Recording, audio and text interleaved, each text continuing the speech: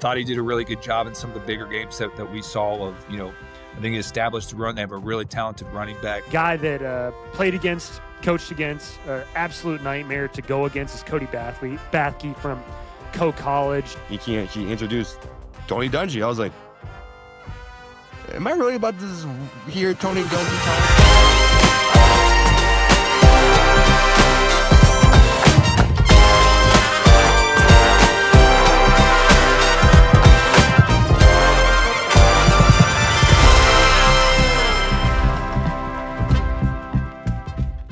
On today's episode of the Left Hash Call, we have an absolutely loaded show for you today. First hour, we got Caleb Corrill coming on. We're going to talk a little bit about what's going on in his life currently, as well as we are going to highlight some of our top/favorite offensive coordinators and defensive coordinators. Not necessarily ranking them, but just wanted to highlight some guys that are doing an incredible job on both the offensive side of the ball and defensive side of the ball. And then the second hour, we have Dylan Brown, former UWRF football player, all-time leader in pass breakups for the Falcons. We're going to talk about his experience going to the Colts for a minicamp invite, as well as a new opportunity for him inside of the IFL. Let's get into it. Back in the studio here, excited for this conversation as always, joining the show again now for the second time, finishing up his first season with Georgetown College, one of the most respected offensive minds that I know personally. Welcome back to the show, Caleb Corrill. How you doing today, brother? Yeah, it's awesome to be here. Like we talk about finishing up, the work day is, your schedule is appropriately building, and I know you're teaching. We're right in the middle of recruiting, but a cool way to finish the day with, intriguing conversation and just, being back on the show. But just excited about kind of what we got going, obviously, this particular episode and what you and I are going to try to build around the rest of the show that you got brewing for this off season. Right. And, I think one of the things that I've learned over the years is you got to surround yourself with really good people. And you, sir, are one of those to a T, I would say. So excited, really grateful for you being on and kind of going to do some regular episodes here, and excited to see what we can do here. Talk to me about this year. Obviously, you finished second in an extremely competitive league in the Mid-South. How do you feel like your first season went here as the offensive coordinator at Georgetown? Yeah, I think the first thing, the biggest thing that sticks out, and as we go into recruiting, will be what I say is, obviously Georgetown has, the tradition and the prestige and appropriately so. And all that was matched, but what a great group of guys. Head coach John Perrin, for his first season as a head coach in this type of role. Tremendous man, really, really, really high level defensive coordinator. But did such a good job of carrying on the tradition of Coach Oliver and, what he did, winning the national championship at Lindsey Wilson, then taking over at Georgetown, now being our AD. Really good staff, a bunch of young guys that I think are really, really talented, finding themselves and developing. And then just the character of the kids in the program. From a football perspective, I think the coolest thing about Georgetown is 7-3 is never going to be acceptable, which is why I'm here. And I love that. But when you dig into it, we replaced a lot, especially on offense. I mean, we had to replace 92% of our rushing offense. We had to replace 51% of our passing, receiving production. I think we had to replace somewhere in the neighborhood of 72% of the scoring production. So we were, all 5 new offensive linemen. So I think, not only were we getting a new head coach who'd been in the program, but a new head coach, bringing this offensive coordinator in from the outside, and we're implementing a new system. But we were pushing guys into roles that they hadn't experienced before. And I think the thing that I'm hanging my hat on is, we finished the year playing our best football, and that league is an absolute bear. There are really good players at every single institution. The coaching, like we talked off air, I think NAI, I've seen it, been around, on the outside, recruited against it, been recruited for it. Being a Division III guy most of my life, you're not in it, and then you see it, you're like, all right, this is real. And the coaching, I thought was an appropriate challenge every week. And so, I think we did a really nice job of implementing a system. We had our ups and downs and lost on the road to Bethel in overtime, but finished, coming back on the road against Cumberland's and then beating Campbellsville, who's just a really good football team. I mean, it took us all 60 minutes to get that thing done, but offensively, we played our best ball. We improved a lot of the offensive metrics from the previous season, and I think we set a foundation that will be a launching point for what we're trying to get done. And just like 7-3 from a global perspective isn't acceptable. I think we played at a solid offensive output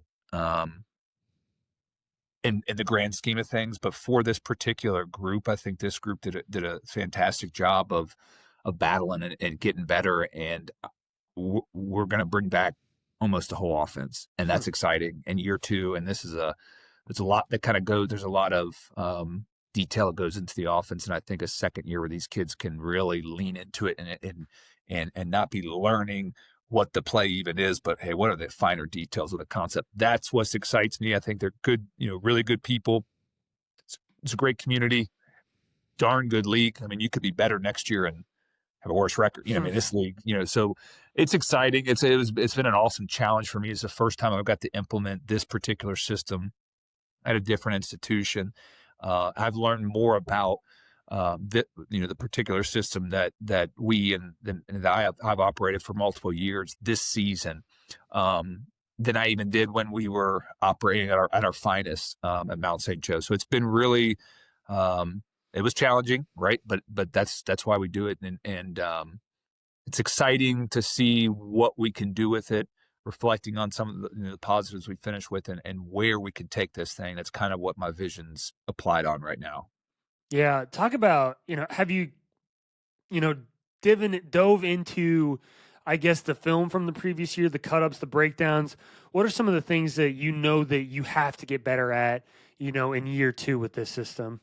Yeah, I think like when you watch this team, if you break it down schematically, and I think if you watch the games, if you have context to kind of what we're trying to do, I think our good became really good at the end. There were things that we were doing that were high level, as good of examples as has been operating my system. I think we were pretty scorching hot the last 2 years at Mount St. Joe.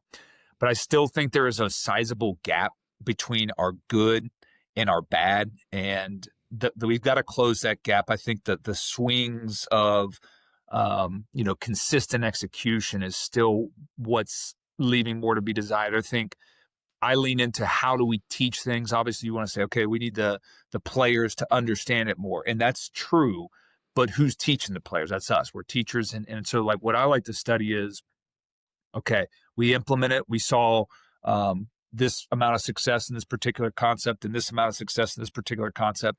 Let's reflect back on how we taught it. Let's think about what things we did really well in the teaching process, and then let's enhance where we don't think we were as clean or we didn't get the result.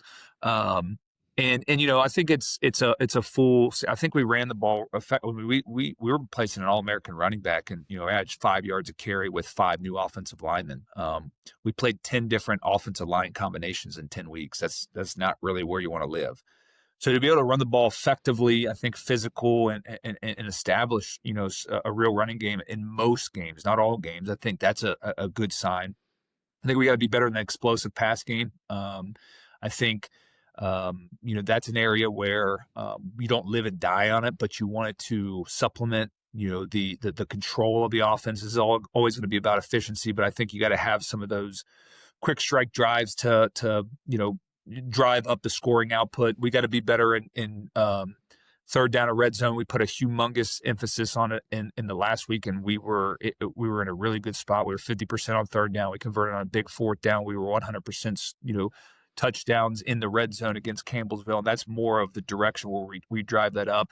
But effectively, it's, I actually had my former quarterback at Mount St. Joe down here as a consultant this week, and he ran the system nobody's perfect, but this is the example of the system. And we just watched, and he said, we would watch and see, man, that's really good. That's really good. That's really good. Oh my goodness. Like that's really bad. And it's that swing right there. And so, I think the foundation is in.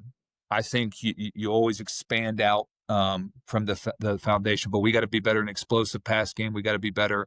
We got to be better in third down in the red zone, and then we got to get more. I call them get more shots up. Right, the amount of snaps. I think this league does a great job just defensively, but also narrowing the amount of snaps that are available to you. We've got to be able to get more snaps up. And the first way you do that is you win on first down, you convert on third down. Convert on third down, let's stay on the football field. Let's give ourselves an opportunity to continue the drive. So I think it's going to be those things where now we have the base of the offense, and now can we really specify it to situational football? And that's kind of my overall initial view of where we're at. I like the bones. I like the foundation. But now it's, can we build it out to what this offense is capable of, and basically, and essentially the expectation that we have internally and I have personally for what an offensive, high level offensive operation needs to look like. Well, you talk about the competition within the league. I mean, prior to this season, I was unfamiliar with what was going on down there, and you look at the number of, just the let alone the number of ranked teams going into this thing, the teams that are still playing football today. I mean, and then you look at like the scores going. I mean, one score game with Faulkner, then you go one score game with Bethel, one score game with Cumberland's, one score game with Campbellsville. Like, I mean, you talk about situationally, you better be damn good if you're gonna get into some of those tight games. I'm sure you got a few maybe gray hairs popping up with some of those games. I asked, we were down and try to come back, or we're up and the other team comes back, and I said, could we make one of these like smooth and finish it? And we don't have but I mean, that's a testament, like you said, to the league, and you hear about it, and I'm the same as you. I had no prior experience, and then I just respect good football, well coached football, well executed football, and as a competitor, okay, we're gonna be able to do this to this team and this team, and you get in there pretty quickly, and you go, okay, this is, if you're not ready to go on a particular week, you're going to get exposed. And I mean, you see, if you really did the research on this year's MSC and watching the crossover, who beat where and who beat who, and I mean, it's good ball, and then there's high level ball at this level that's happening outside of that. So I really enjoy it because I enjoy the challenge. I think there's an internal challenge that exists at Georgetown of what the expectations are, but you're trying to accomplish those expectations, and might be one of the better iterations of this league, this conference, of what's getting put out there. I mean, Campbellsville's really good, and Lindsay's still playing, and like you said, you go down the list. I mean, Cumberland's in Tennessee. The defensively, wow, they scored 70 on Faulkner, and Faulkner took us to the wire down there. And Cumberland's Kentucky had one of the better offenses, a really good quarterback. I mean, it's impressive stuff. Yeah, talk about now. Obviously, got to keep getting better. You need to keep improving the roster, no matter how good you are. You got to keep doing that. Talk about kind of, I guess, your guys' approach this year to recruiting. A lot of transfers, not working more so in the high school, more of a supplemental role with the transfer portal. Kind of talk about what you guys are looking for going into this recruiting cycle. Yeah, I think one of the and this is a credit to Georgetown. This is a credit to Coach Oliver, and this is a credit to Coach Perrin and his staff.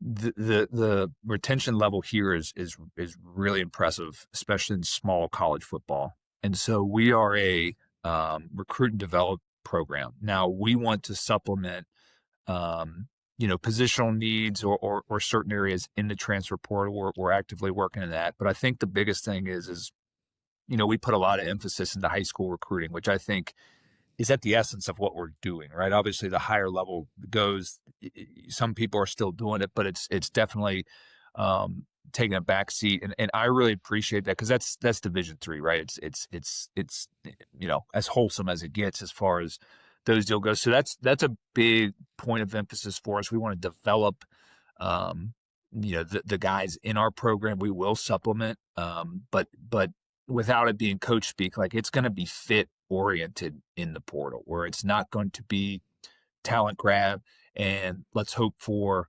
to just completely solve all of our issues from the portal, but be detailed, be thorough, do the research, really understand what are we targeting? Like, is it a skill set? Is it a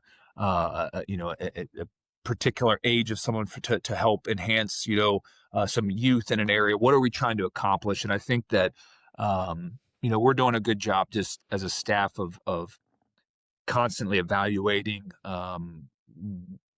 where we are currently and what specifically is needed. And I think that's been the most fun for me, whether it's within our own internal development, high school recruiting, or, seeking in the transfer portal, of really identifying what we need to develop, bring in, and seek in the portal to enhance this offensive operation. Of what are the skill sets, what are the things that we have, what are the things that we think we can bring along that already exist, and what are things that have to be implemented to truly get the this side of the football going the way that it needs to do. So I think it's a, everyone's got their own process, but I enjoy it. It reminds me in the way of just how we would do it at the Division III level, and it's not as, some Division III is more bulk, but just the idea of high school recruiting and bring them in and develop them, and like, let's create these leaders from within.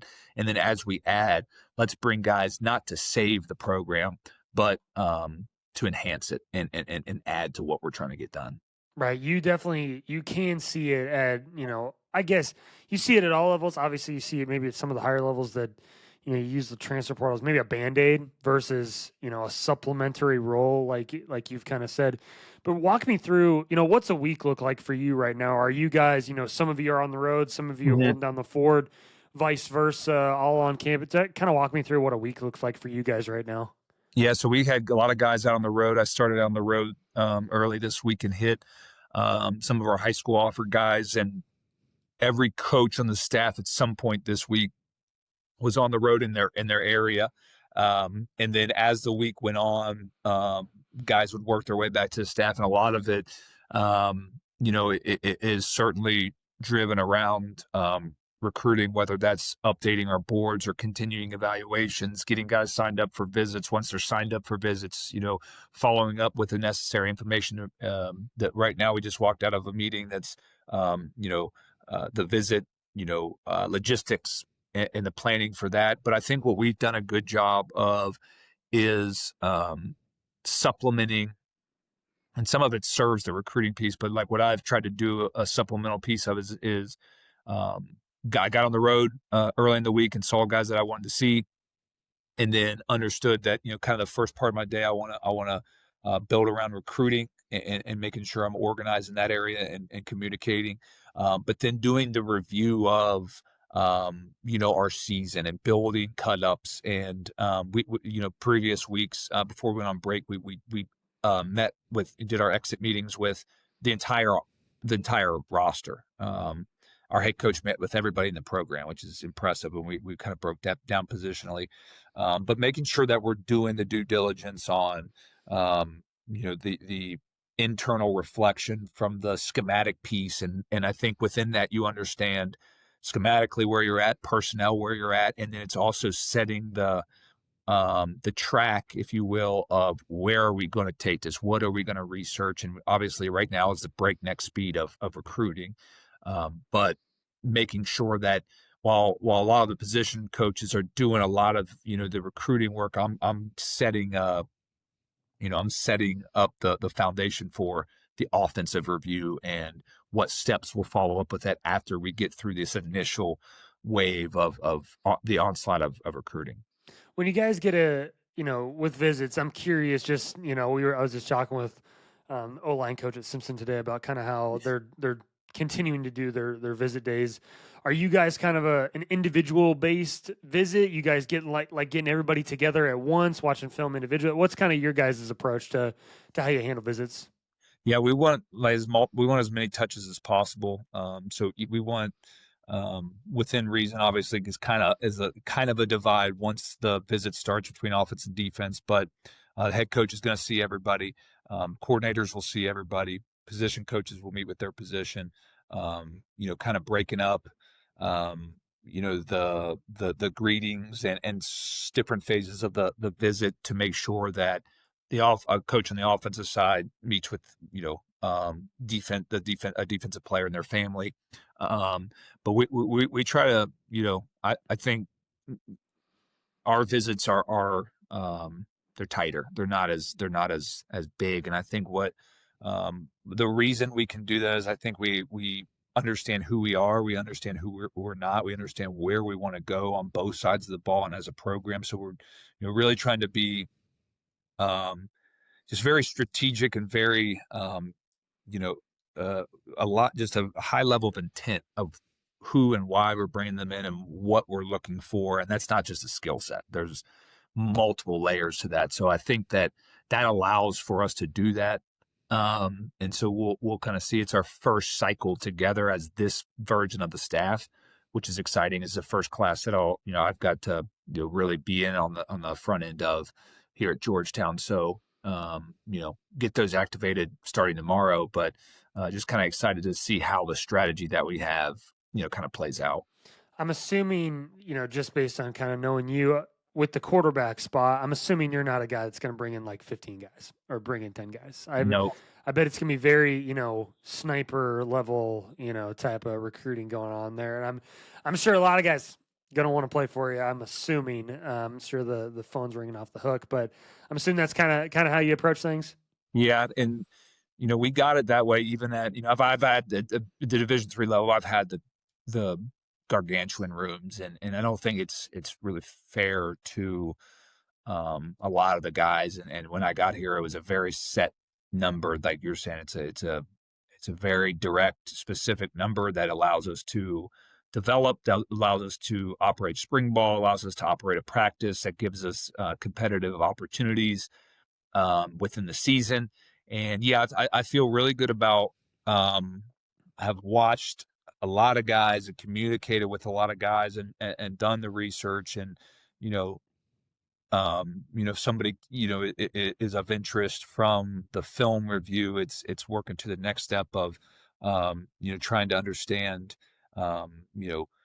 system that they played in and who they played for and who they're competing against, and then trying to find, I like going to one of the cooler compliments I got on a guy that we're targeting was from an opposing coaching staff, and talked about just I wanted to know, is this kid tough? Like, is this kid will this kid stand in there? And he said, yeah. Coincidentally, this particular program had knocked the crap out of this guy in the previous season. This kid kept standing up. They wanted to take him out because game got separated, and it was time to come out. And he said, leave me in the football game. I said, man, if my football evaluation is correct, like that's the kind of intangible like qualities like that I'm really trying to seek out and talking to a lot of people, and not limiting to we have to have this guy. Like, obviously you get you really like a lot of guys, but making sure that we're doing our due diligence, not only at the quarterback position, but at each position room where we have guys that fit what we're looking for at multiple tiers, from within our direct regions and slightly with outside of it. And that way I feel comfortable that when we extend those opportunities to play for us, that we've done the work prior, and we'll get those guys in and start the development process. Man, from the with all the 7-on-7 and all the instruction, all the kids are getting smarter and smarter and smarter. They're throwing more, but I mean, that's some stuff you can't coach. I mean, and I love hearing the opposing coaches like, this kid's tough, isn't it? I mean, I love that. That kid hopefully is going to play ball at a really high level, at the college level. But what's next for you? Obviously getting through this, the winter months. Are you planning on, getting back to Ohio, is that kind of an area that you try to get back to, or what's kind of, where are you getting in the national level? Yeah, so it's nice because families from Cincinnati area, and so like it ties up. If I got to go up there for recruiting, I got my parents and then my wife's parents already up there, so we'll do a lot of that. We'll do a lot of Northern Kentucky, and then I always look at, and it's kind of the way that we've set it up, and I think that you get this way once you kind of gain experience and you know what you're trying to build on offense. I kind of look at myself as like the general manager of the offensive side, so I'm very active. Like I think there's a necessity to recruiting areas, but once somebody gets on our radar offensively, I put a lot of stock in. No matter where they're from, I put a lot of stock into doing my own research and following up and really trying to identify those traits that we're looking for. Because again, we gotta there's skill sets and there's production and things that like we are in need of getting. But to me, the separator is going to be the mentality, is going to be especially that quarterback position. But in this system, there's got to be a passion for the game. And I tell guys, if you love ball, you love playing for me. If you like ball, you might like playing for me, but sometimes it's a little bit overbearing. So like really doing that type of research of like, are you the guy? One of the things I talk about is, do you love practice? And like, I've never said that before, but to me, one of the identifying features of a high level operation is, what your practice looks like and the effectiveness of practice and your availability for practice, and then your execution from period to period within the practice. And the best offenses I've had has been a 4th and 1 conference championship game on the line mentality for every snap, for your RVA periods, for your walkthrough, for your team run, for your 7-on-7, for your 7-on-7 versus prep side. And that's something I'm really trying to dig in with guys is, what type of competitor are you? And I'm not talking about on Friday night or Saturday afternoon. I'm talking about from day to day. And that's a lot of knowing what I'm looking for. And the older I get, I'm trying not to become the curmudgeon, but I think there's a certain character trait that flourishes in this operation under me in particular.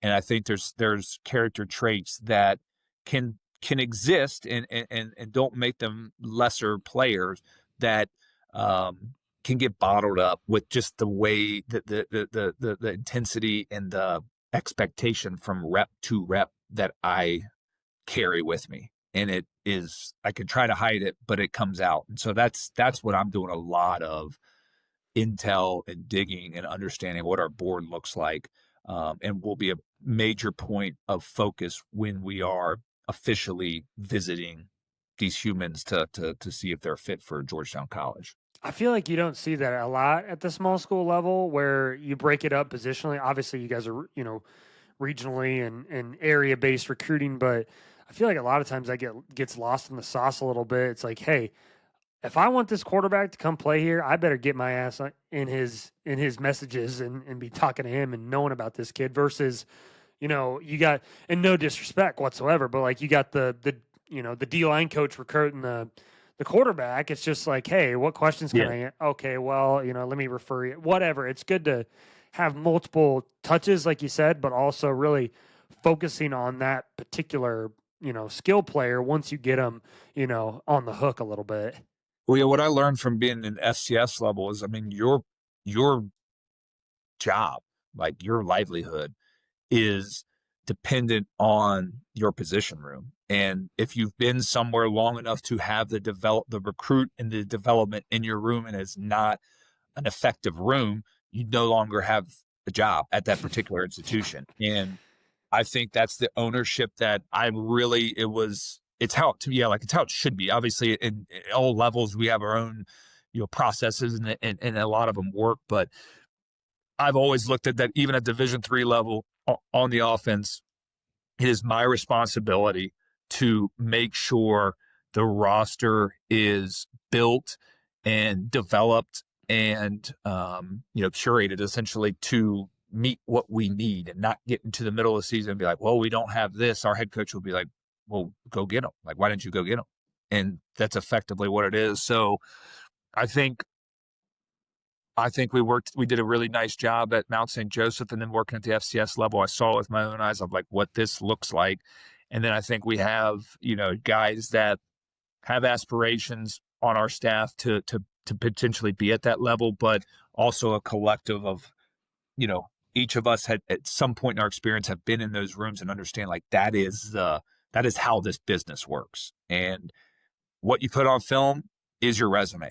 I can tell you what this offense is supposed to be. I can clinic and clip and do that. But what you see when you turn on the film, that's the resume. And I think you have to take that and own it. And as the offensive coordinator, that's the entire picture. So I better be aware of what's going on and not put my head in the sand and be like, why didn't position coach A bring in this type of player? Like, ultimately, that's my responsibility. Yeah. So, now moving on to this portion of the show, we both, kind of done our homework, and obviously, just guys that we know as well.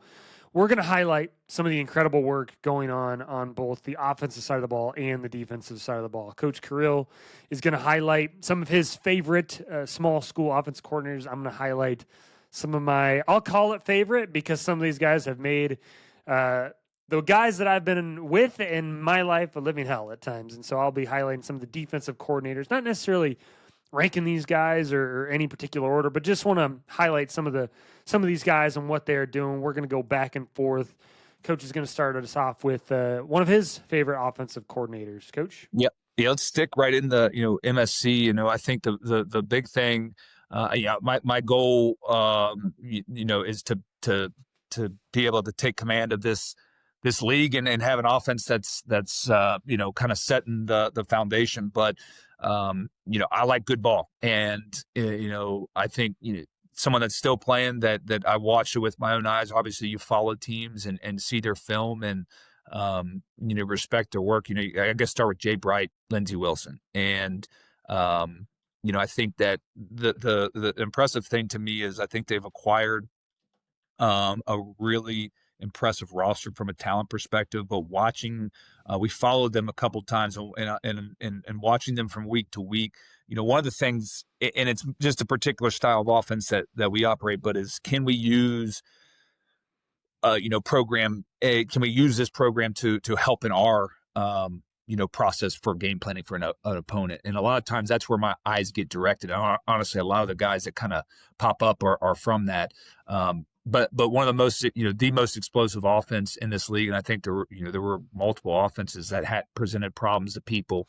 Thought he did a really good job in some of the bigger games that we saw of, I think he established the run. They have a really talented running back, but using the running back in multiple different, just multiple usage, which I always think is when you have a piece that's that talented and that capable, how many ways can you create opportunities for him? The other thing that's impressive is they played this entire season with the backup quarterback, and the backup quarterback led this offensive operation, which to me is the sign of a great system, right? And is not putting a system tag on the quarterback, but the system allows for multiple skill sets or multiple, different people at that position to be successful.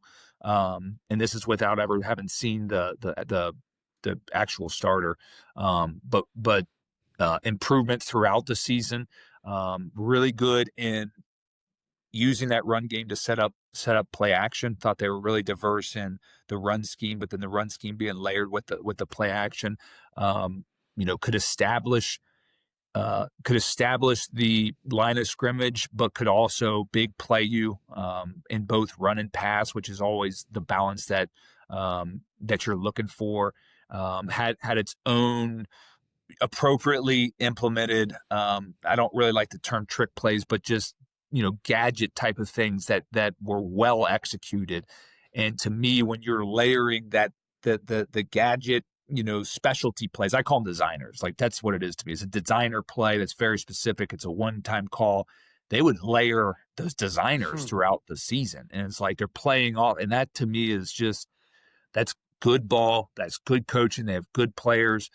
They can run the ball. They can throw the ball. I mean, what they do last week, they were down and they scored a bazillion points unbelievable. That that offense can go, right? And Jay did a fantastic job. They put it on us pretty good, and the competitor in you, you never want to see that. But that's the first thing I did is that's a good operation, my friend, and it gives us something to emulate in the sense of production and what the highest level of the offense is looking like in the MSC.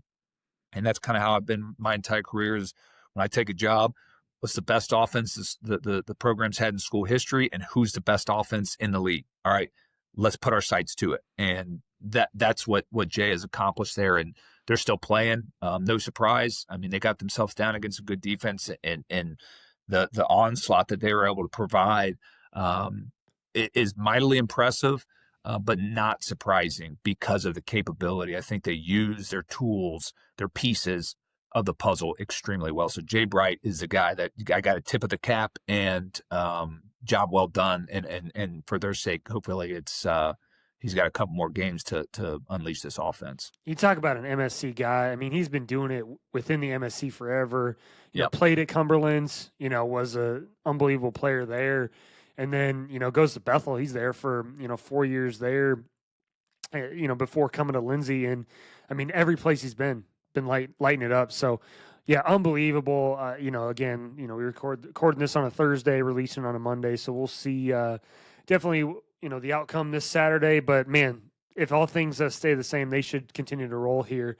My first one on the defensive side of the ball, a guy that played against, coached against, absolute nightmare to go against is Cody Bathke from College. Multiple front, back end. It feels like they're doing something different on every single play. I mean, when I was playing against him, it feels like every play it's like, hey, we're rolling the 3 cloud. Then we're playing trap 2, and then we're playing cover 2, and then we're playing 2-man, then we're playing 10. It's just everything under the sun. And then you combine that with the zone pressures, getting into a 3 down front, a 4 down front, having a 3 down front that plays like a 4 down front. Like it feels like it's a defense with very few tendencies, which for an offensive guy, you could probably attest to this, is very awful to go against because it's horrible.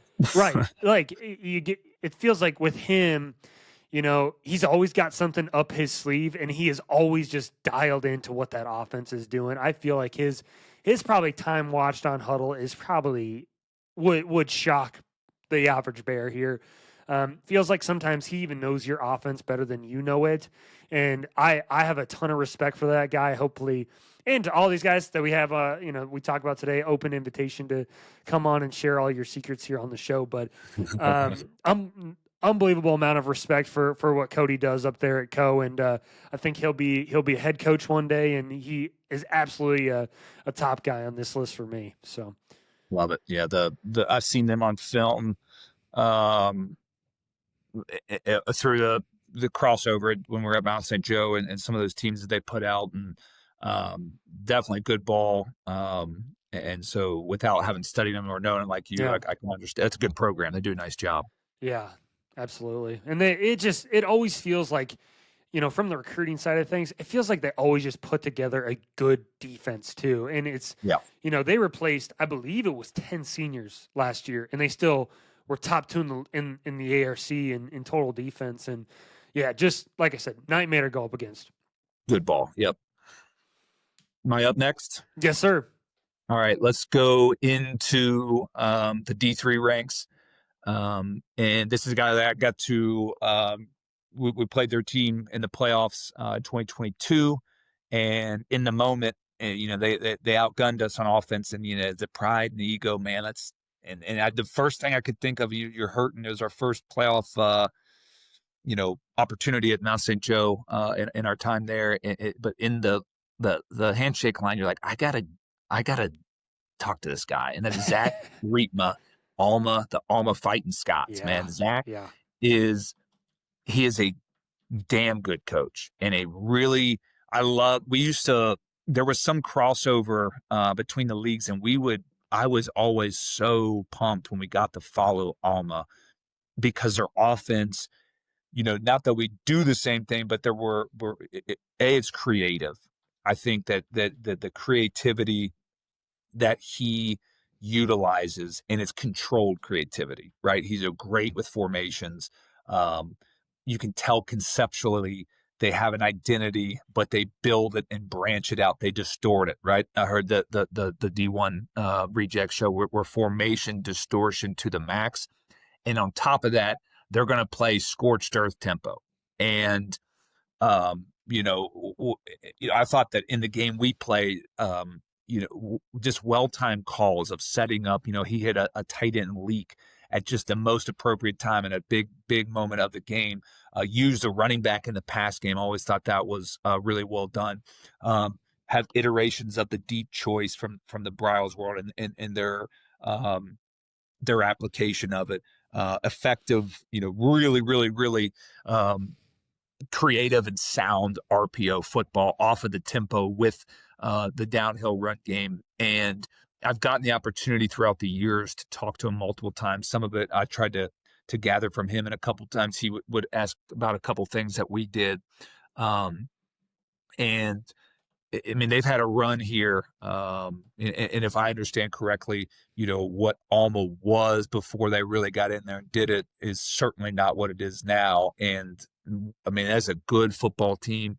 And again, like I said, a creative, really well coached tempo. They execute at a high level, get really, really, really, quality and explosive quarterback play. They will run the quarterback to supplement that, which puts the additional stress on defenses. But I've always, when I saw it, and the first time I saw it, like in person, it was not the best day for myself as a coach. But again, I like good ball. I watch it, and then after seeing it in person, having kind of tracked him, and then the next year we got to follow him. He was a guy that I knew I had to get in touch with him. We've been able to develop a quality relationship, but man, he does a really, really good job. I think he's one of, and again, I'm regional. This list is biased, right? But for sure, man, this guy's big time. I think he's in a great spot there, and great setup, and a family man, and like just a good dude. But ever since I've seen him, and he's consistently putting out good products. I mean, and he'll tell you this year they got in and got beat, but like they won't be satisfied with it. But they win that league, and that league is not, that's a good league. That's good football, and they're scoring points consistently. I think they're right under 40 again this year. They've been above that multiple times over the last 2-3 years. So I think Zach's big time. You talk about a guy that's using what he's got at what I would consider maybe a lethal level with Carter St. John. I mean, just efficiency. I mean, I got to see that guy play in person this year and for the first time, and lethal is the right word. Surgical, another word I would use. I feel like their ability to convert, even in the third and above manageable, I would consider that, is unbelievable. One of the top ranked offenses in the entire country, but specifically, what they do with Carter St. John's and as well as that receiving core. I mean, unbelievable football. I believe he's a senior this year, so I don't think I think he's done, but I would assume that, and you see this with all good coaches, including yourself, like whatever your best quarterback does, let's find a way to get him in his best opportunities possible. You got a guy that's a runner, let's make sure that we're using him in both the quarterback run game as well as, getting some RPOs off. And then you got a guy like Carter who is just like absolutely surgical. Let's make sure that he's throwing the football a bunch of times when we need him to. So another great coach. Obviously, like you said, a little regional bias here, but, just highlighting another guy from the University of Wisconsin, Oshkosh, Craig Stenbrotten. I don't know if you are super familiar with what this dude does, but as a coach, breaking down this dude's film, and as a player, again, like maybe one of the most difficult defenses to understand and break down. A lot would consider it a 3-down cub front, and with what I would consider a bunch of bullshit going on in the back end. It feels like you look out there and you see like 7 defensive backs just like hanging out at 7 yards, and makes the RPO game absolutely miserable. I remember one game, and maybe I'm forgetting this, or maybe I'm remembering it differently, but this is what this guy's defense does to you. It makes you see things that aren't necessarily there. But I remember he put out what I would consider a load front and a 4 down front where you put all, you got three guys on one side of the center, you got one guy on the other. But he put all three of this Cub front on one side of the football and then had nobody on the other side of the center, but they were still super gap sound because that's what they do. And you're just like, what are you supposed to do here? And pass game wise, they play this wide net. Like they are not going to let anything beat you deep. You're going to have to throw things underneath. You see teams throw a bunch of completions on them, but it's underneath stuff. They rally well. They tackle well. Feels like they always got a guy specifically wearing the number 8. I feel like that's breaking their tackles record every year. But those guys, they're so sound. They're the only team to beat, River Falls this year, who was the champs, and they make teams' lives hell, both midweek and during the games. They will do some pressure stuff, but that Cub front, you don't see it a ton, and especially that 3-2-6 style of defense, but it's a nightmare, and I have a lot of respect for him and what he does. It's a good football league, man. Again, really good football going on there. All right, let's go back to the NAIA ranks. And again, got to check out this operation on film based on a matchup last year. Still good? Oh, yeah, good. Oh, all right.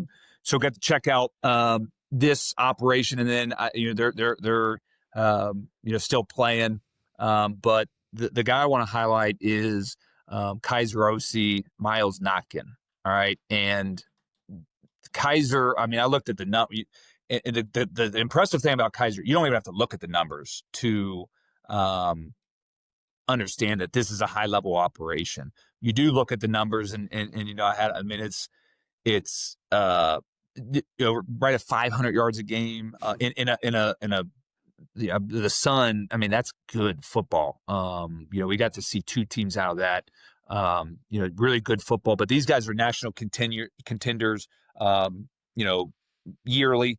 And what I really like about what they do is I watched the game. So last year's playoff matchup was Kaiser and Georgetown. Kaiser put them out. And so we were reflecting on it. And they said, you want to see what the best looks like at this level, or one of the best, watch Kaiser. So I wasn't even as interested necessarily for this particular experiment or exercise to watch Kaiser's defense, which is good as well.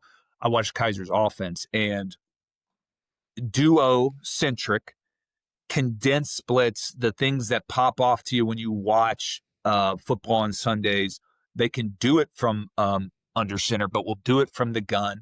They run the dash concept extremely well. They pair that with it. They have the layered deep, 2 and 3 guy in pattern play action game off of this downhill run game. They'll run their outside zone and their counter off of it.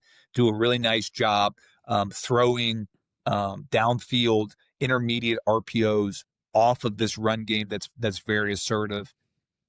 Certainly, a clean pass game. But when I watched them, and Georgetown's defense was top 10 last year. It was, I love the word you used for Zach, surgical. It wasn't even, I don't think there was an explosive play, like a truly explosive play. And it was a 30-plus point performance, winning on 3rd down, winning on 1st down, getting in the red zone and using their condensed splits, using their motions on the perimeter to set up run and pass in the open field, but in the red zone, really well designed red zone offense. And the thing I just kept taking away is a clean operation, extremely clean. You could tell it was well taught. The kids execute at a high level. They have good players. But it was just a clean operation. And so seeing this is what a top offense at this level looks like. Good scheme, really, really good job with distorting the picture formationally, even if it's just split variations, but putting people up against that and having them have to defend, dual defend multiple gaps with the splits. And now the splits are often going to try to man this, or are you going to try to catch it in zone, and then we're going to be able to eat up space in the zone with our dash concepts and our RPOs. If you want to man it, we're threatening enough to work this vertical play action game. Quarterbacks just as smooth as butter, just a clean operator. And I don't know Coach Notkin at all, but God, I mean, I've had him circled in my notebook. Like that's good stuff, my friend. So really clean, just a clean operation. That's about as, and they produce, I mean, it's they're coming at you. You talk about, I loved hearing you talk about, you can tell a good coordinator by when they call those plays. Like you see a third down and, there's a guy wide open, and a lot of people are like, oh man, third down, but it's that coordinator that's just rock solid on, he's got you dialed up. He knows your tendencies. And that's why they've made 3 straight national title games, right? Pretty good. Like, I mean, that's why you got to be pretty damn good to do that. And so, what an incredible job they've continued to do. They throw the ball all over the yard. They're able to run the ball as well. 33 rushing touchdowns last year, which is insane, is absolute insanity. But and they just continue to light it up. So again, another team that's still playing. So looking forward to seeing what they are able to do this weekend as well. So tough task for those guys, but I believe they'll be able to handle it. Moving on here, and this is a guy that I don't think, like, me being in the D3 world, as my specification, I guess you would call it, but Shane Deerking from North Central. I mean, I'm not going to go into, like, I guess the scheme too much. I think you could probably maybe speak more to that specifically. I'm just going to rattle off some statistics. First of all, 3 out of the 4 last national titles this dude's been a part of. 201 yards per game, which again, insanity. 3.5 yards per play. And this is this year, only allowed 10 touchdowns so far this year, which is just stupid. 6.5 points per game, giving up less than a touchdown per game. And then he probably leads the country in red utensils worn around his whistle per game. As well. So I absolutely love that. But I mean, this dude is, it just continues to win. I think he knows how to play winning football, not necessarily, and also fantastic recruiter as well, right? Like they continue to have some of the best players in the country. But I mean, I don't necessarily even, know what they do schematically too much, but just a phenomenal football coach. If you're a national champion, once you're a great football coach, but being 3 out of the last 4 and having a good shot to win another one here. I mean, I don't know what else to say about that guy. So. I mean, I'll piggyback on that one. Shane's on the clinic circuit, and that's where I've crossed paths. And dynamic personality, very authentic human. This guy, I mean, he's always got a smile. He is just, he's smiling. He enjoys football, enjoys interaction. I mean, he when he sees me, I can't remember if it was just clinic or we worked at camp, but it's always like a pleasure to see him. And I'm the same way as you, like North Central, DC, impressive. But you know what that guy's doing, right? Yeah. And then just meeting him and like the personality, like he's as rock solid of a guy. And I only know him from crossing paths in the clinic circuit, but he'll treat you, as if you're big time, or if he's known you for a while. So I really like, and I'm like you, I don't know specificity in the scheme, but that's a great, as soon as you said the name, yep, 100%. Like, and he's got the numbers, the wins, and the accolades that back it up, but the person, A+ in my book. He's, I like him because he's having the success and he's active on these clinic circuits, and he's always teaching. Like he's always providing people with insight into what they do and how they get it done. And like you said, it's multiple years. And so some people go, well, it's North Central, you're supposed to whatever. Like, you got to coach. That league got teams in it. That league's got teams in it. They're winning in playoff games. They're going against the best every year. And like you said, the numbers, like that's I don't care. Yeah. Absurd. Right. So awesome pick right there. Yeah. All right. So I'll pick a guy that actually Shane on the other side put out of the playoffs this year. and my guys at Mount St. Joe, they're gonna test my allegiance, but I'm gonna take the rival and the champions of the HCAC this year, from Hanover, Yeah. Chase Burton. So Chase Burton, my first experience with Chase Burton was I'm calling offense in my first year against Franklin College, when Franklin College is absolutely humming, and he is the quarterback, and they go for over 700 yards of offense. We scored 38 points on our side of the ball and got rolled. And I saw him play, and what a unbelievable quarterback. And so again, Franklin, best in this league. When I first get in there, we're chasing Franklin. We're chasing Chase Burton. Our quarterbacks, that's the standard. He gets into coaching, and I've got to go against him. And we had some absolute battles, had a really good record against this. First time Hanover's beaten Mount St. Joe since 2019. But what I like about Chase, he was a player, has converted, but the constant evolution, right? He has a scheme and a belief system that I saw it every year, and each year the specificity, the dynamicism that came with each iteration of their offense, working through different quarterbacks and finding the pieces that they want to fit. We were playing at a high level on offense, so like when we would play, they're going to have to score to keep this in there, and you could see the scheme building. And this year I watched a little bit of the Mount St. Joe game, and the first thing is, like, I wanted Mount St. Joe to be victorious, but the first thing I had to do after that is text Chase, like, man, you called a phenomenal game. I can see the growth in your scheme. He's always been, he's a football mind. He's got a ton of records in the HCAC and probably on leaderboards in the Division III all time, just production wise. But a younger guy who's gaining experience and is at that kind of part of his career where I kind of saw it come to fruition. I could see the vision of what he's trying to build.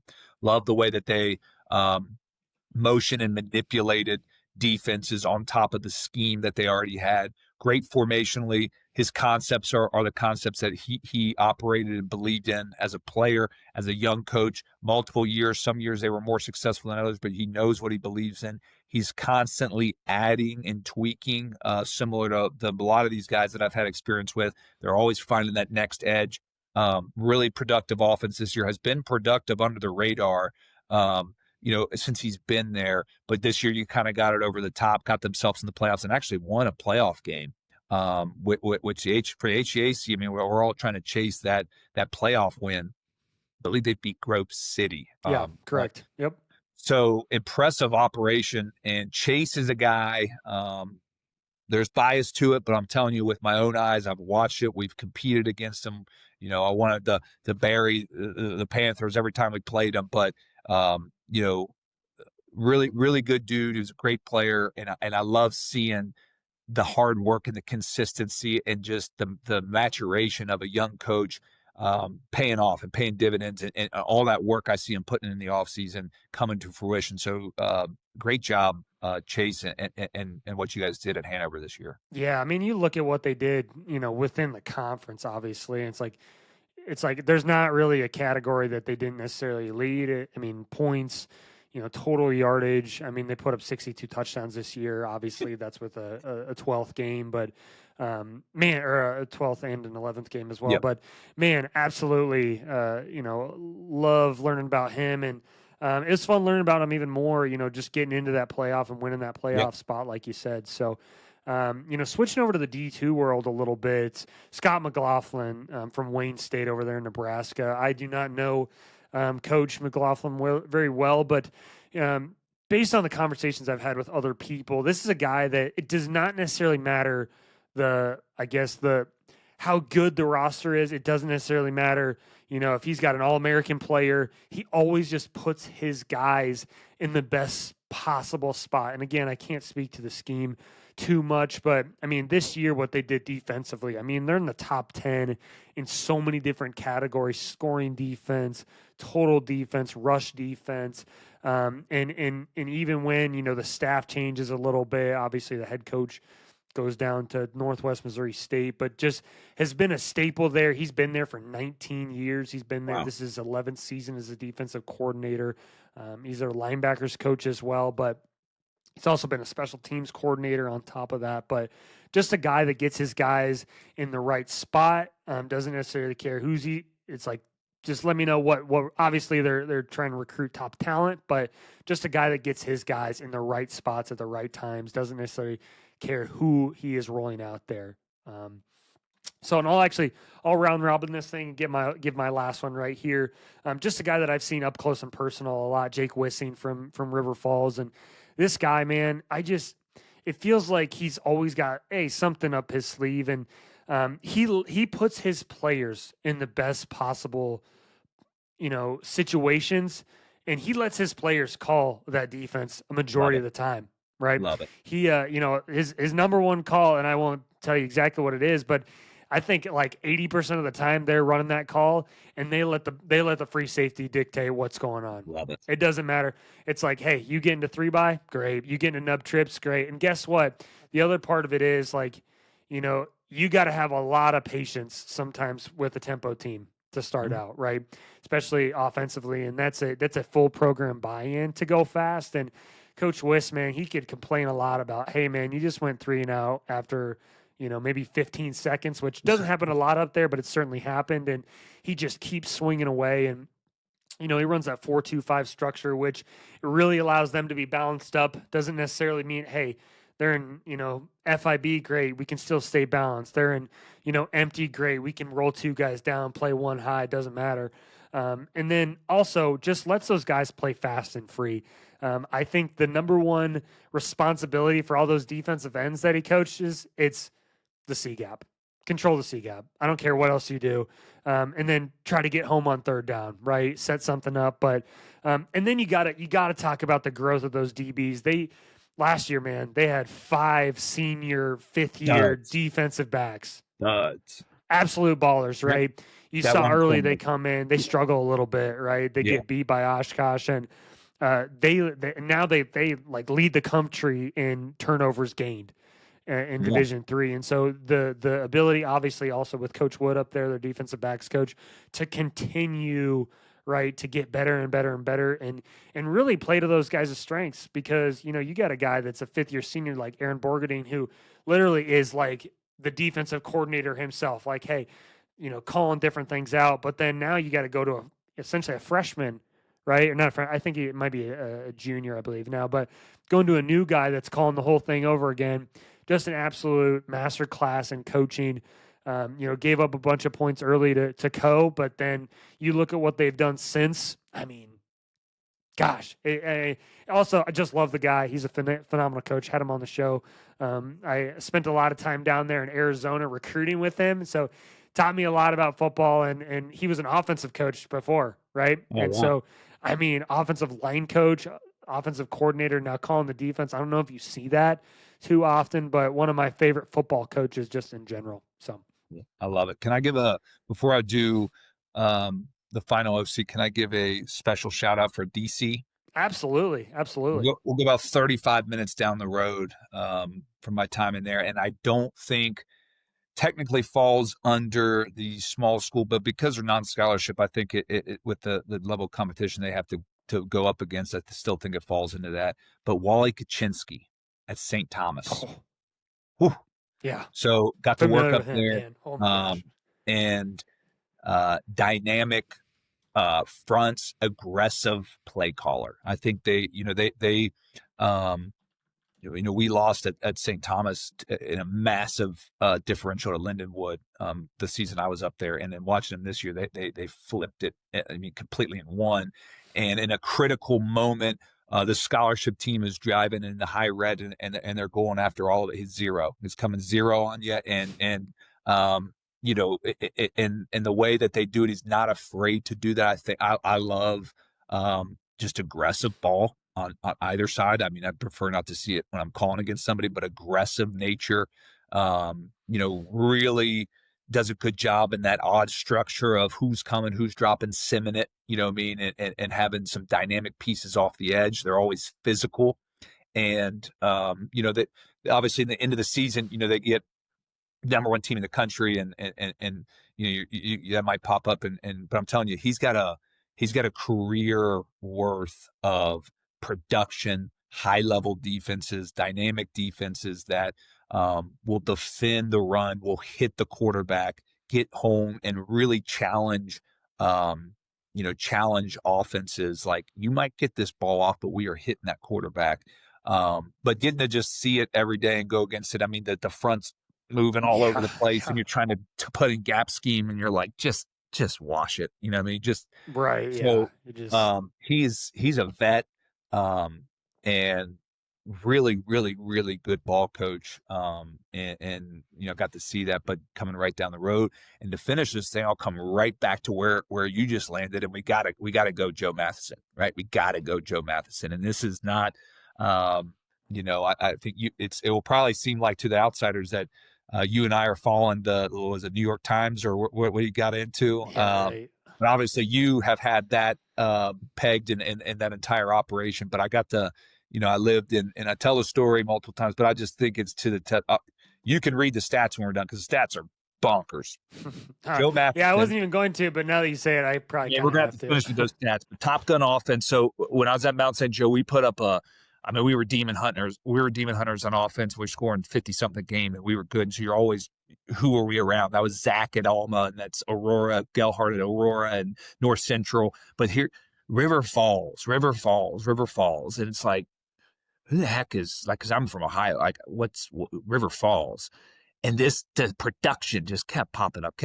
Okay, it's funny enough, Mount St. Joe, that year I'm leaving, they take on, we're going to play River Falls. And I'm like, okay, and then you kind of, that Wisconsin league's not too much. And you see them on the schedule, like, that's a daunting task. So I get up to St. Paul, and I'm in there, and I just reach out to him like, hey man, I followed you.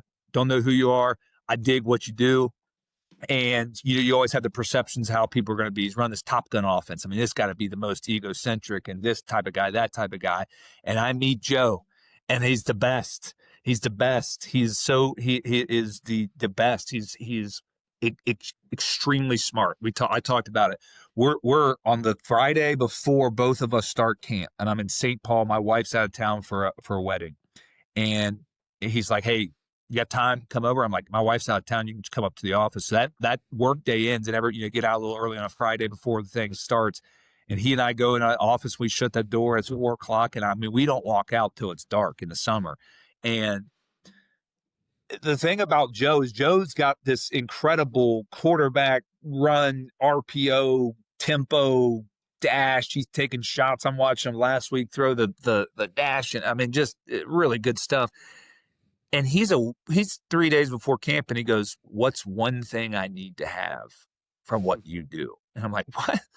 I mean, it's awesome they're asking me, but what? He's like, I'm looking for an edge. And I'm like, oh man, this guy. And then, like, just his delivery, I can remember at the convention, I mean, we're out on the balcony, and like, everybody's, it's the time of night where everybody's just taking it to the level, right? And Joe wants to know about something. He wants to know scheme. Hey, talk to me about this scheme. And I'm like, Joe, I freaking love you, man. Like, this guy, he deserves the flowers. You got the DC covered up. You're a River Falls guy.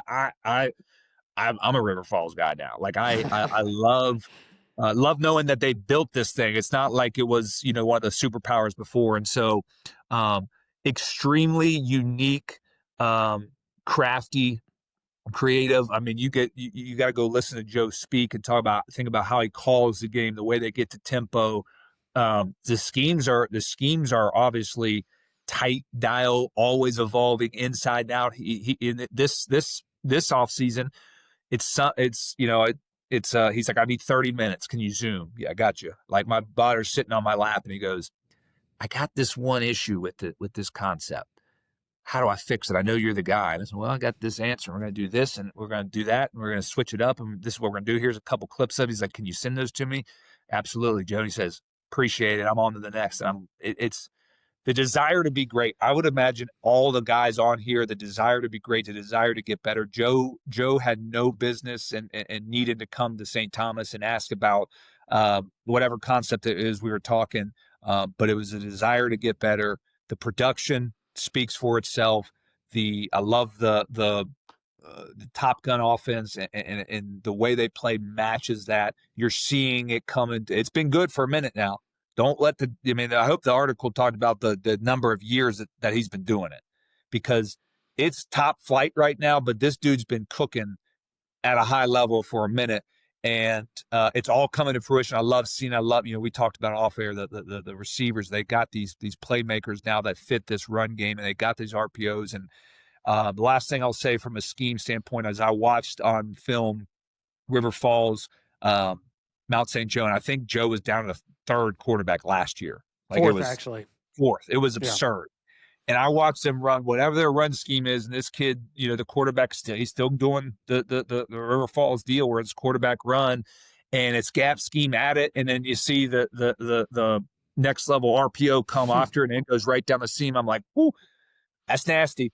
And then he complemented about 2 series later with the same action and the same look, and then there's a double move off of it, and the kid hits it. Tim Tebow's, he sets it. It's double move off the run game, RPO, play action, shot for a touchdown, and that's it. That's it. Too good. It's over. It's over. It's too good. Yeah. So Joe is the man. You said it all there. And honestly, like, it's like that old Office quote where it's like, I wish you could know you were in the good old days before you've left them. And, I was so fortunate to be around him and see his process and see how and still chat with him once a week. I mean, talk to that dude all the time, making some. And I talk about him all the time, like publicly on this show, on D1 Rejects, and I will never apologize for that because I'm so lucky to have been around him and see, like, and we've talked about this before, the way that dude sees fronts in his head, and you see all the production in the pass game, but the way that dude marries up the pass game or the run game with the pass game with the quarterback run, like. And this is like no shock to anybody. Like that, you can go and turn the film on. You still got to go beat them. But the evolution of the quarterback run game paired with the play action off of it is stupid. It's absolutely stupid. The quarterback pin pull to set that thing up to play action off the same exact motion to throw. They play St. John's this weekend, and big one. Going to be an absolute war. I'm always going to be a River Falls guy. I'm going to be a Joe Matheson guy no matter what. But just fantastic. And the first time I heard you tell that story about how it's just a random Tuesday, he needed this specific issue. He's like a forager for information. Finding it, man. And appreciate you, man. Absolutely, This is fun. We've been going for an hour and 13 minutes, and it does not shock me. You probably go for another hour and 13, but you're the man. I'm excited to keep doing this, and gosh, here we go. The all-time leader in pass breakups for the University of Wisconsin River Falls just signed a deal to become a member of the Jacksonville Sharks, a part of the Indoor Football League. The DB, named DB, Dylan Brown. How are you doing today, brother? Outstanding. How are you, Seth? I am good. I appreciate you coming on the show and chatting a little ball from the player's perspective. I think that's always important to chat about. I know this is mostly we've done a lot of coaches, but I think it's important to dive into the world of what players think about, especially a professional athlete like yourself. So congratulations on that deal, first of all. Awesome. Talk to me about that a little bit. Talk to me about that opportunity and how it came about.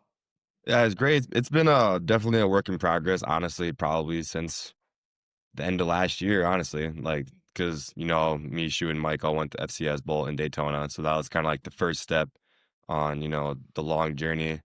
Obviously, we'll get into like some other things, but like just a lot of people behind the scenes, like this, everyone kind of does their part. And, just me working hard all off season, and just eventually hard work pays off. Absolutely. You kind of came into college football, obviously similar to me, obviously a little bit later, but you kind of came in right during the transfer portal, the NIL, kind of the entire, you kind of came in right in the middle of when it went, kind of kaboom in a sense. And so how do you feel like, I guess in general, now working with representation, how has that changed for you? I guess obviously, playing Division III, there wasn't a ton of NIL opportunities, and as well as the transfer portal was not a part of your journey. But how have you seen that side of things change as far as the representation is concerned? Oh, it's completely different. Like, especially because my senior year was COVID year. So, my senior high school, 2020, we were only allowed like two tickets per player. So if you had siblings, you could only have one or two siblings come. You know what I mean? Like it was Right. terrible. We had no student section. We had to wear visors and a face shield in front of our face mask. So like that's crazy. We think that's COVID, but like recruiting is completely different. You know what I Yeah. mean? And like, cause I didn't start like a lot of the people. One thing that probably a lot of people don't know about my journey is that I didn't start a varsity football game in my senior high school.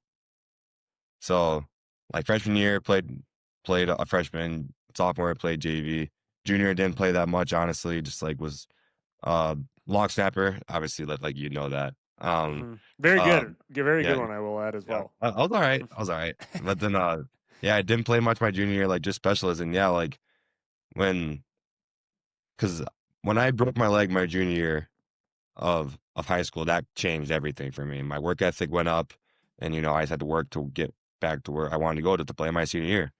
But yeah, it changes everything. You know what I mean? Like especially like I don't know if we'll get in later about like just how recruiting Yeah, is different. absolutely.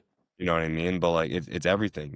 Just getting I don't know wasn't super highly recruited. Like obviously like how like the whole things go where teams talk to you for a little bit and then they just won't talk to you anymore, and because like a coaching change or something.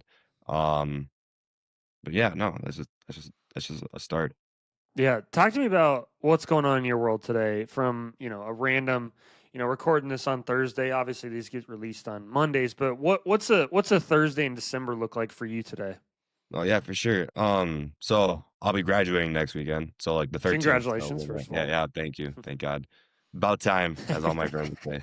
But Hey, old man. Jeez. yeah, hey. But yeah, so yeah, I'll be graduating then. I'm working at a private gym in Woodbury, Minnesota called F45. It's like a chain gym. They're all over the place. So I do that 4 to 5 days a week.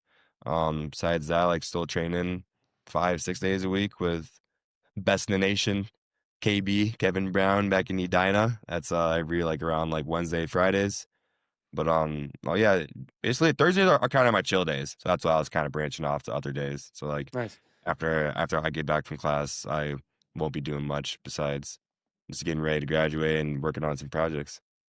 This time of year for someone that's in the working on the UFL and the IFL and trying to get those opportunities. It's a year long and a year round, I guess, season for you because you're always No, trying to yeah, stay no, ready. Like you 100%. never know, like when Never that know. when that's getting called. Talk about I guess maybe the emotions of that because it's really hard. I think to keep. I experienced this a little bit as training for a marathon and staying Hmm. in shape for that thing. Oh, Like I it's bet. hard to stay, sharp and cut Hmm. year round. Talk about that. I guess how that kind of takes a toll. I guess not only physically but mentally, trying to stay ready so you don't have to get ready. It's all mental, man. I would say it's definitely all mental because um you learn a lot about yourself when you're consistently working for something that you have no idea if that will come or not. Like I especially like a lot of it was because so when I went to Indianapolis in May, I heard nothing for probably 2, 3 months. Just like rumors about, oh, they're interested. Oh, they're interested. Okay, cool. At one point, I was like, cool. A team could be interested, but they could never hit me up. So at one point, I'm just like, it's in the back of my head, but I'm not worrying about it too much. But yeah, man, consistency. Because one thing I can't remember who I've heard this from, but sometimes like when trying to word it, basically like you don't know. You'll never know when your opportunity is going to come. You'll never know, especially in this part of being a professional. It's still weird saying that sometimes, but Yeah. um, but yeah, like you never know, man. I could get hit up in 5 minutes during this call for all I know. You know what I Right. mean? Yeah. But like making those necessary steps to get to where you want to go and who you become is the most important part, because if if you're just training and working to get a certain outcome, that's not a good reason because you don't have a why, you don't got a purpose. It seems it'll get bland, you'll get bored. obviously, like, there's days where I don't want to lift. Like, everybody, like, that's just the life of being an athlete. You know what I mean? Like, there's days where like your body hurts, but you always gotta have that thing in the back of your head, like, why am I doing this? Why is it important to me? And if I keep this going, I'm 1% chance that I'm maybe like an inch closer to getting that result that I want. So Yeah. Talk to me about, I remember like where I was, I guess, when you were going through the draft process and yeah, going through that, that deal, especially you go to you go to the Badgers combine, right? Perform yes, sir. unbelievably, right? I remember your numbers and your measurables and all that good stuff was like on par with like everybody at the draft or at the official NFL combine. First of all, talk to me about that experience. First of all, going to the Badgers camp, and that's kind of when things start to get rolling for you. It was the stuff you see in Madden nowadays, dude. And like everybody is surrounding you, everybody is just all eyes on you, man. But best part about my position is that I'm used to that. You're in the goal line, it's second down and in the red zone, good receiver, you're getting a fade ball. Everybody's watching you. It's kind of the same thing at the combine. You're lined up in your 40 stance. You literally I heard nothing.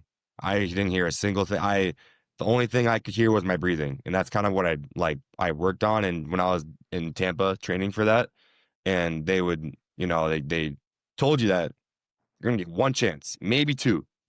So you better make it count. But obviously, no, the Badgers organization, it was very organized. I loved it. It was probably it's gonna be a experience I'll never forget.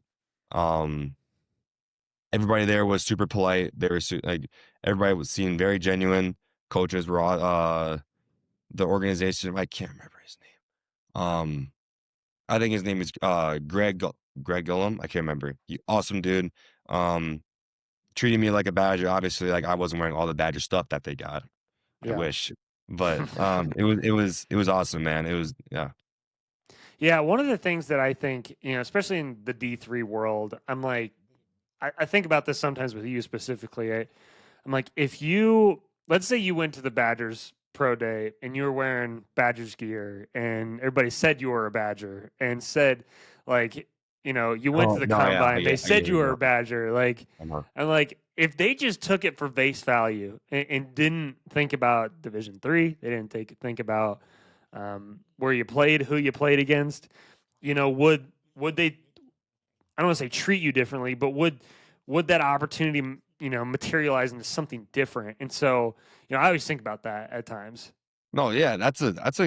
I never really thought about it that way. That's a good way to think about it, especially. Yeah, I want to start a petition for all these like big these Power 4 pro days. Just everybody gets like the same stuff. You got to wear the same stuff no matter what you do, and nobody says where you're from, who you did, what you did, and all that stuff. So Yeah. I just think that's an interesting deal. But after that, I remember, obviously I was making some graphics for you, making some graphics for, the Falcon account. And Sure. I remember as soon as that pro day got done, I got to work on, making your, I don't know what I made a drafted graphic. I made a signed graphic. I made them all. I had all three of them Oh ready to go. God.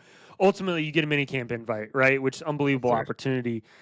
Talk about that. Talk about that whole process of, obviously, like, you're probably not getting drafted night one, but like, hey, you never know. Like, there's a really good opportunity, especially after you look at the measurables. But talk about that entire experience of ultimately, draft night and then getting invited.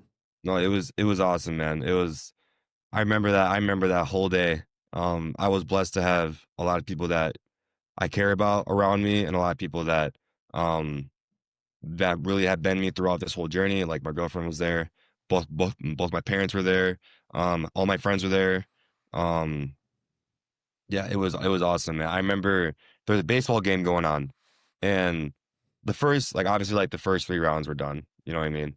But like the round like around like rounds 4 and 6, I'm like, all right, my odds still aren't very high, but I'm still checking my phone every 5 seconds. Like it's my phone's on ringer. I'm checking who's getting picked, so and so. It was, but yeah, it was a baseball game, And then when the baseball game was done, we went to where, like, you know, post off, like what used to be post, like Mike and Borg all lived. We went there, we hung out, got some food.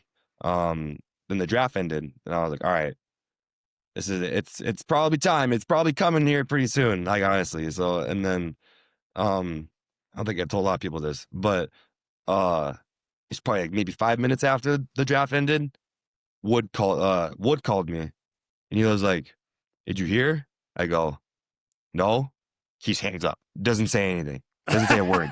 Literally, literally 3 to 5 seconds after, my agent called me, and he was like, "Congrats, um the Colts called. They said they want to have you for your mini camp. Congrats, enjoy it." Yeah, that was about it. So super relieving. Got a date, trained all that. Like, obviously, that happened in. I would say that happened in around April, I would say. Yeah. So I about Something like had like a month to really, you know, like prepare. Just honestly, I'm doing the same stuff I've been doing, honestly. Right. Um, Indianapolis rolls around. Man, it's hard forming like decent words and like similar words every time I explain this because of how surreal it was, man. It Yeah. was just because obviously, like, we went there when we went to Ohio Wesleyan, right? I can't Yeah. remember. Right. Yeah. So we saw the indoor. That was just cool by itself. But being back, I'm like, dude, honestly, like, I don't. It just wasn't the same. It felt like I was going to a completely new place. Just seeing all the facilities and walking into like the practice locker room. Oh my God, dude. It was just it didn't feel it felt like a dream, honestly. Like, and that's the best way to put it. Like, I was so grateful to be in that facility in that area. That was it was just, it was I was so blessed, man. And just seeing how to act like a professional as well, just seeing how all the other players act, and meeting all the coaches, and yeah, that was awesome. But how like the practice and stuff went, I'm a super real guy. The first practice, I don't think I played very well. I don't think I was very anxious practicing in River Falls for 4 years and then practicing in Indianapolis for a day. Completely different ballpark. You know Right. what I mean? So you can imagine Yeah. how different. A day at Perkins is maybe similar to mini camp at Yeah. mini camp at the Colts. Maybe very similar It type was, of feeling, I dude, it was guess. unreal. Like, everything's timed. There's air horns, music, like, I'm telling you, like there's a timer that was like in the far whatever end of part of the end zone, went to zero. The moment that clock hit zero, air horn, music's blasting, head coach is screaming, "All right, blah," like warm up starting, like that, literally 0 to 3. But like you can say, like, when we're falls practice, it's kind of get into it a little slower, you Right. know. It's kind of we're chop it up with Wiss or with Walker, you know what I mean? Kind of going. That is out the park. You are it is guns blazing. You are rolling the moment that clock hits zero, and like and it was like the practice. Obviously, like, this how new it was definitely the hardest part. Like, I'm gonna toot my horn. The comp was great, but I definitely belonged. You know what I mean? I definitely belonged. But just how different everything was, that was super. Like, I got shell shocked almost. You know what I mean? Like, how fast paced the practice was. Never felt that kind of thing ever. So Well, yeah. it is I think one of the ways that, and I want to talk about this a little bit of Mhm. how, River Falls did prepare you for something like this, For as sure. far as the opportunity, maybe obviously not maybe the style of, how practices run top to bottom, but like Mhm. similarly, like how our offense operates and Yeah, going against that in fall yeah, camp, it's I like, was there. yeah, it's kind of like, that having to be in that mode is kind of similar to playing against our offense. Would you agree? Oh, 100%. Yeah, like, when that waiting for plays is awesome. Yeah, right. Waiting for plays is sick. You're like, "Oh, I got a little break." Nope. Yeah. When our River Falls, dude, you got what, maybe 5, 10 seconds? Yeah. Because it's obviously, Maybe. like, it's from game pace to practice pace, completely different. Right. Completely different. Walker is spotting at the ball 2 yards further than the ball should. We're going. You guys are rolling. You guys are getting your play call while the ball is getting placed. Yeah, and there's you're no going. walking out the chains to see if we got the first down No, or not. there's no It's change. like, Yeah, yep, got exactly. it, good. Yeah, 100%. And this is like that's conditioning on its own. You know what I mean? So like that definitely got me ready to like, cause like one habit that I will say is that immediately when a play was over, I was looking at the sideline. I was like, okay, let's play. But Hmm. and like when I was there, we all huddled. So I got reminded like honestly, like 3, 4 times, 3, get in the huddle. I'm like, oh shoot, I gotta get in the huddle.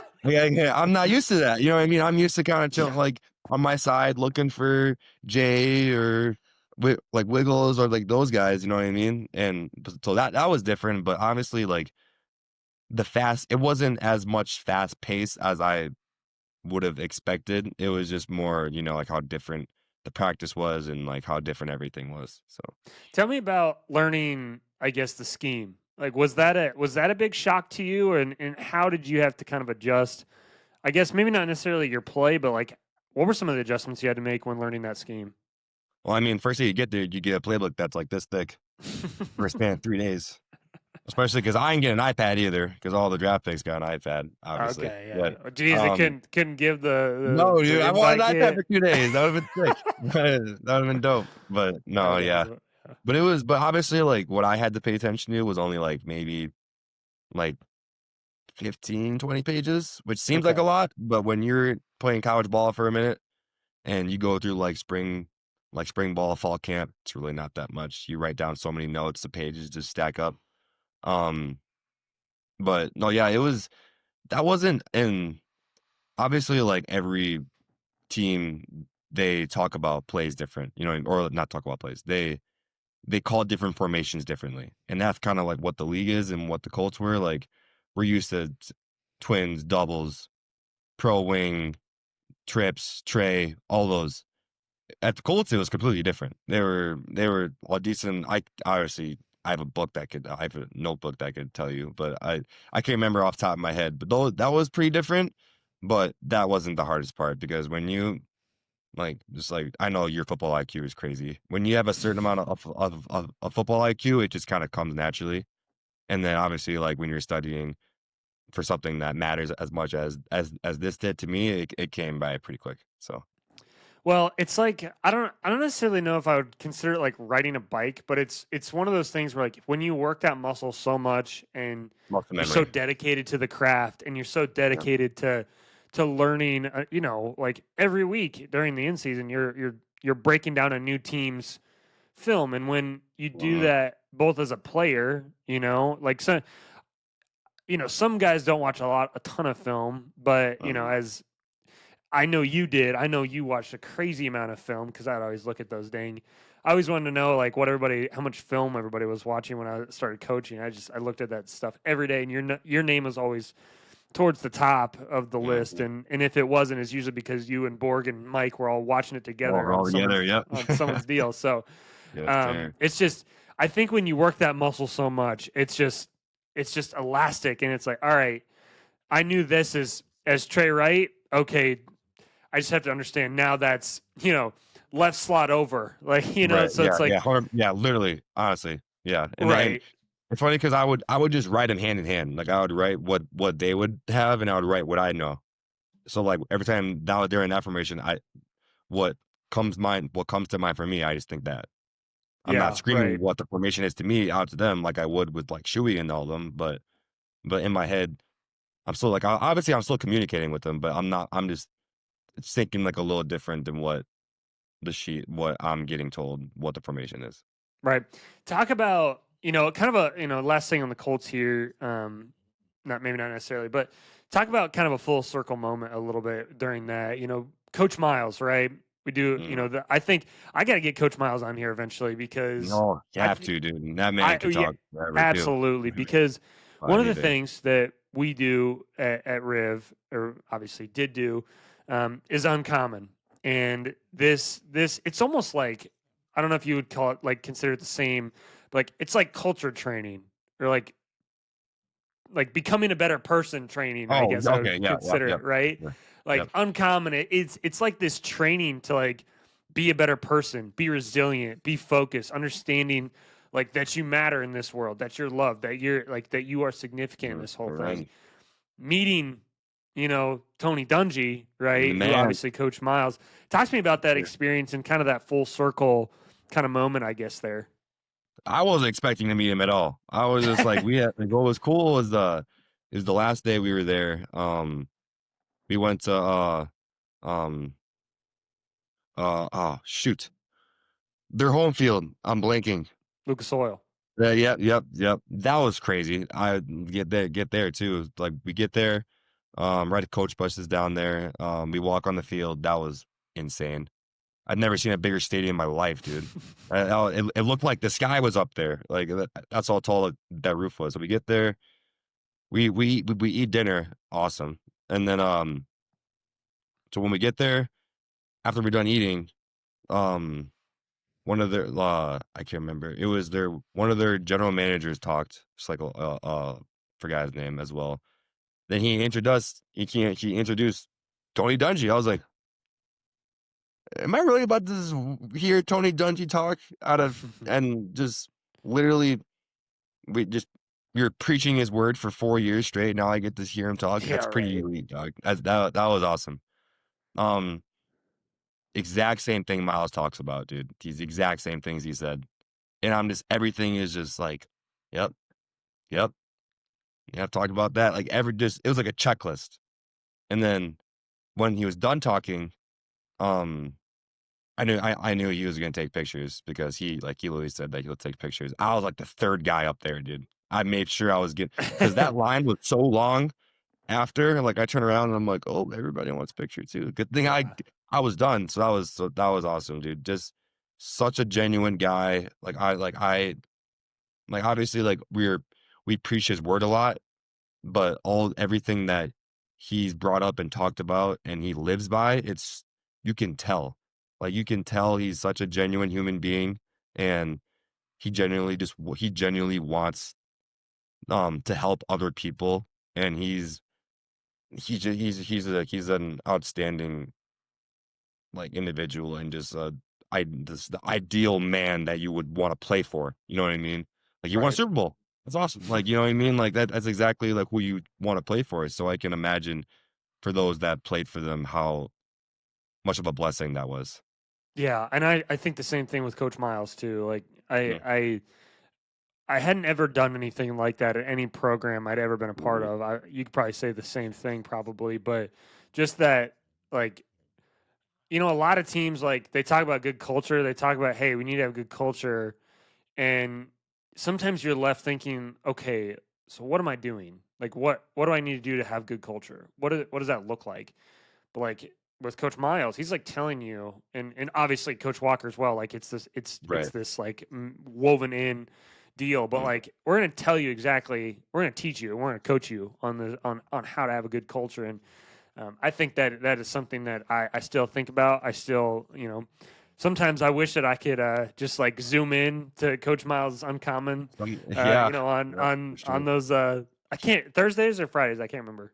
Thursdays. Thursdays, right? Yeah, Yeah, and I Thursdays. just wish I could like be there on those Thursday meetings. And I told Coach Walker that like I wish there was like if I've had a bad day or a good week or a bad week, like I told Coach Walker this one week, I was like, man, I had a bad week. Like I wish I wish I could be in one of those Monday pep talks because no matter how good your week was or how good your Yeah, game was, how I'll bad fire it you up, was, man. it's just Yeah. like all right, like I guess I gotta Let's just go. say Let's screw do it. all that and go Yeah. back to work. But um, one thing I want to chat about is I think you've always been someone that has been like a coach on the field, essentially. I want to chat about when you are watching film as a DB, as a player. I guess what are the things that you kind of think about when you're breaking someone down or when you're thinking of things? Because I think it's probably different than maybe a lot of other players out there think like. Mm-hmm. Yeah, so I was plugging in my computer. No, Sorry. you're good. No, yeah, well, I played receiver before I played corner. So, my dad was a receiver. Um, so like kind of just having that mind in general was huge. Um, I played receiver all the way till high school, and then I was like, okay, my high school does not throw the ball. how, and then my dad was like, "You want to play defense?" I was like, "Whatever to play, man. I'm not trying to sit on no bench." So I switched to free safety. So I played free safety in high school, and then I switched corner. But I feel like with regardless of any position you play, you have to know the other position you're always going against. You have to know how they move. You got to know how they think. You have to know, and then like obviously like tendencies. You know what I mean? Like that's what our how like Wiss and Wood they are always about tendencies because like history repeats itself and tendencies are habits. They usually happen more than once during the game, so you might as well know what they're doing every time they do those tendencies. You know what I mean? Hmm. And like when you think like your opponent, or not think like your opponent, like you think about like the other position, a lot of stuff starts to make sense. Like, okay, I'll just start like naming examples. If the receiver is outside is outside like like the bottom of the numbers, close out of bounds, there's only so many amount of routes he can run. You know what I mean? Right. So that's how you should play. You shouldn't play outside leverage, or like you shouldn't play um like you should be more, inside shade. You should be more lined up inside because he can only run inside going routes. Or if he stems super hard inside, like then he has more of a two-way go, but the thing is that's a longer route. You know what I mean? Hmm. So just thinking like just small examples like that can really elevate any player, honestly. Just thinking of not just your position and just thinking of, it's just thinking ball, dude. Like situational awareness. You got to think that, like, feel like you got to know what routes they run in the red zone, what routes they run when they're backed up, what are they more likely to do on second down? You know what I mean? Just all those can tie in and they make the game so much easier because because you're prepared when sometimes like what especially our secondary group, we tried to over prepare. Like we tried to out prepare every opponent we played. So regardless of any situation we're in, we're ready. You know what I mean? So when it comes to like it's the last drive of the game, we gotta win the game. We know what we're doing. Like we know what they could probably run. We've seen what they've ran before. And you know what I mean? And like just gotta and at the end of the day, man, you just gotta make plays. Yeah. No, that I think I was, when I first showed up to River Falls in that summer of 2022, I was like, blown away by all four of you guys. I thought you guys were fifth year seniors, and I'm like, these guys are just like coming off their freshman year, and Yeah. just I think the way that you approached the game, the way that you led, the way that I played as well. I mean, unbelievable player, but I Appreciate think that, just man. the amount of preparation you guys Yeah, had, 100%. especially That's you good. as well, Yeah. unbelievable. So, 100%. Appreciate it. um, Thank you.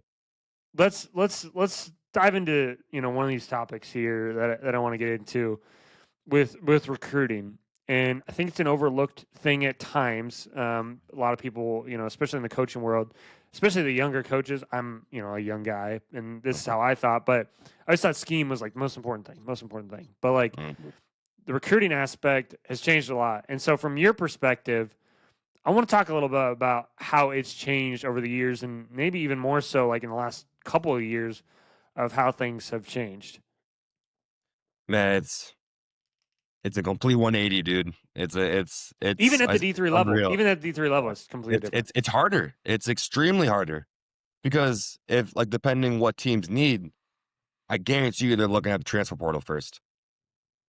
It's just the way it goes, like it's just the way it is now. Like they're gonna be like, okay, we need a 1-year corner that's a little bigger, decent amount of experience to just fill in a senior that just graduated. And then they're gonna get some dudes from high school that they can develop so when this dude's gone, they can step up. That's really how it goes. So like just like if you're 170 pounds going into your senior year of high school, well, you better have the best season of your life. Like that's how it goes now. Like it's so one thing if I would tell any recruit possible like in the whole country, one thing, you better get your butt in the weight room quick. Like your freshman, sophomore year, you better be in there at least 4 days a week because size is everything. Like when you're like you can have the best IQ in the world. If you can't shed a block for a dude that's 15, 20 more pounds than you, you're a liability out there. I'm sorry. Like it's just like I'm a realist. Like that's so real. You know what I mean? And like weight can dictate a lot of stuff that you can do on the field. You know what I mean? Like obviously, like there's a lot of ballers that are undersized. You know what I mean? Like I'm not telling everyone to be undersized, but you have a more likely chance of getting recruited if you pass the eye test at an early age, No doubt. especially like with the transfer portal. You know what I mean? Like you're reaching 180, 190s when you're going into your junior year. That's a college coaches are going to see that. They're going to be like, oh, he's probably physically ready to play in a couple years. You know what I mean? Like if you're not physically ready to play for a lot of coaches, they're not going to give you a chance because you get hit, you get like a bad hit or you get a lick that you weren't expecting. Who knows what could happen? You know what I mean? Like obviously toughness is a thing too, but like God, it's the weight room is more important for high school kids now than it ever has been, in my opinion. Right. Because and it says, and we don't even need to go into basketball right now because basketball is another freaking ballpark of how insane recruiting is now. You know what I mean? And Yeah. yeah, No it's kidding. it's completely different. Yeah, I guess I don't even know that world of recruiting. I guess as far as hoops, but I guess from your perspective, this show is definitely not just about football, but from your perspective, I guess how has that changed from the things that you've seen? Well, because like obviously basketball, like a basketball team is smaller. I'm not trying to seem like I know everything about recruiting, but like Hmm. I watch enough YouTube and I'm on Twitter a decent amount to see. I do like a decent amount of research on even strangers, just like seeing what their story is, and you know like coaches leave like coaches. We'll obviously get into that later, but then um yeah, dude, like basketball players, like have you seen? I can't remember if it's Indiana or Nebraska. They didn't get there was one team that they didn't recruit a single player out of high school. Hmm. It was all transfers. Yeah. I can't remember what team that was, but like that's common in college basketball now. Cause like there's all these like overtime leagues, people come in from overseas now to come play college. If you're a high school cat and you're not having 1,000 points by your sophomore year, junior year, good luck going D1. Like Hmm. at this point, dude, like it's insane. It's so much harder for these kids now. And like I feel bad, but it's like the game's evolving too.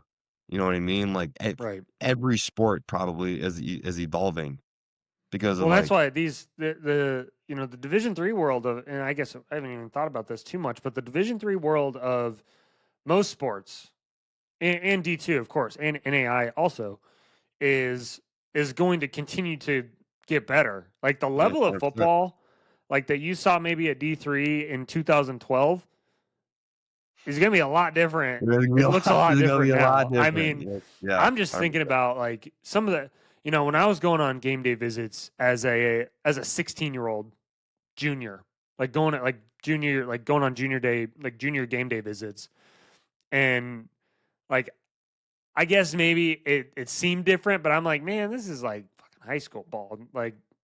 Like I feel like Mhm. I didn't, but like I felt like I had played better teams than the teams that I was Right. watching. Yeah, But then 100%. like now I go to these games, like you talk about going playing like Mary Hardin Baylor. You're like, what in the Whoa, hell? what is this? Exactly. Like, especially like at a point where they were winning the Natty that year, I was like, Mhm. I think this team could go beat like Texas A&M right now. Like, what Yeah, in the hell is literally. going on with these guys? But you talk about hoops now, like where there's very little opportunity to go like Division 1. Like, it's like unless you're like Cooper Flag, which maybe that's the extreme, but like unless you're a guy like that, then like you're probably gonna go play Division 2 FCS or even D3, and the level of Mhm. ball going on at all these levels is awesome Yeah, now. it's super cool to see, dude. Like just watch and like especially with like a lot of recruits too, like they don't even think about like like how their career is going to go regardless of where they go. They're just like, okay, cool. I'm gonna go play hoop there. I'm gonna try to play first year. Coach's mind, they're like, all right, we're gonna recruit this kid. Probably won't play first 2 years. Don't know if he's gonna transfer or not. Like that's another thing that coaches got to worry about. Okay, if we bring this kid and if he doesn't play, is he gonna leave right away? No idea. You know what I mean? So like, Right. and so like that's what's also changing is like I always tell like if I were to tell any college kid, regardless of any sport, just go play ball somewhere, man. Like, who cares where it is at this point? You know Right. what I mean? Like obviously everyone's situation's different. Like we'll get more into like NIL and stuff, but like just go play ball. Who cares where it is at this point? Like you can leave. Like it's the like that's the realest thing. You know what I mean? Like if you don't like where you're at, or if you think you want to go play better ball, you can leave. Like you know what I mean? Like what it depends what's important to you, obviously. But Right. And there's a lot of guys that go in that portal that don't come out.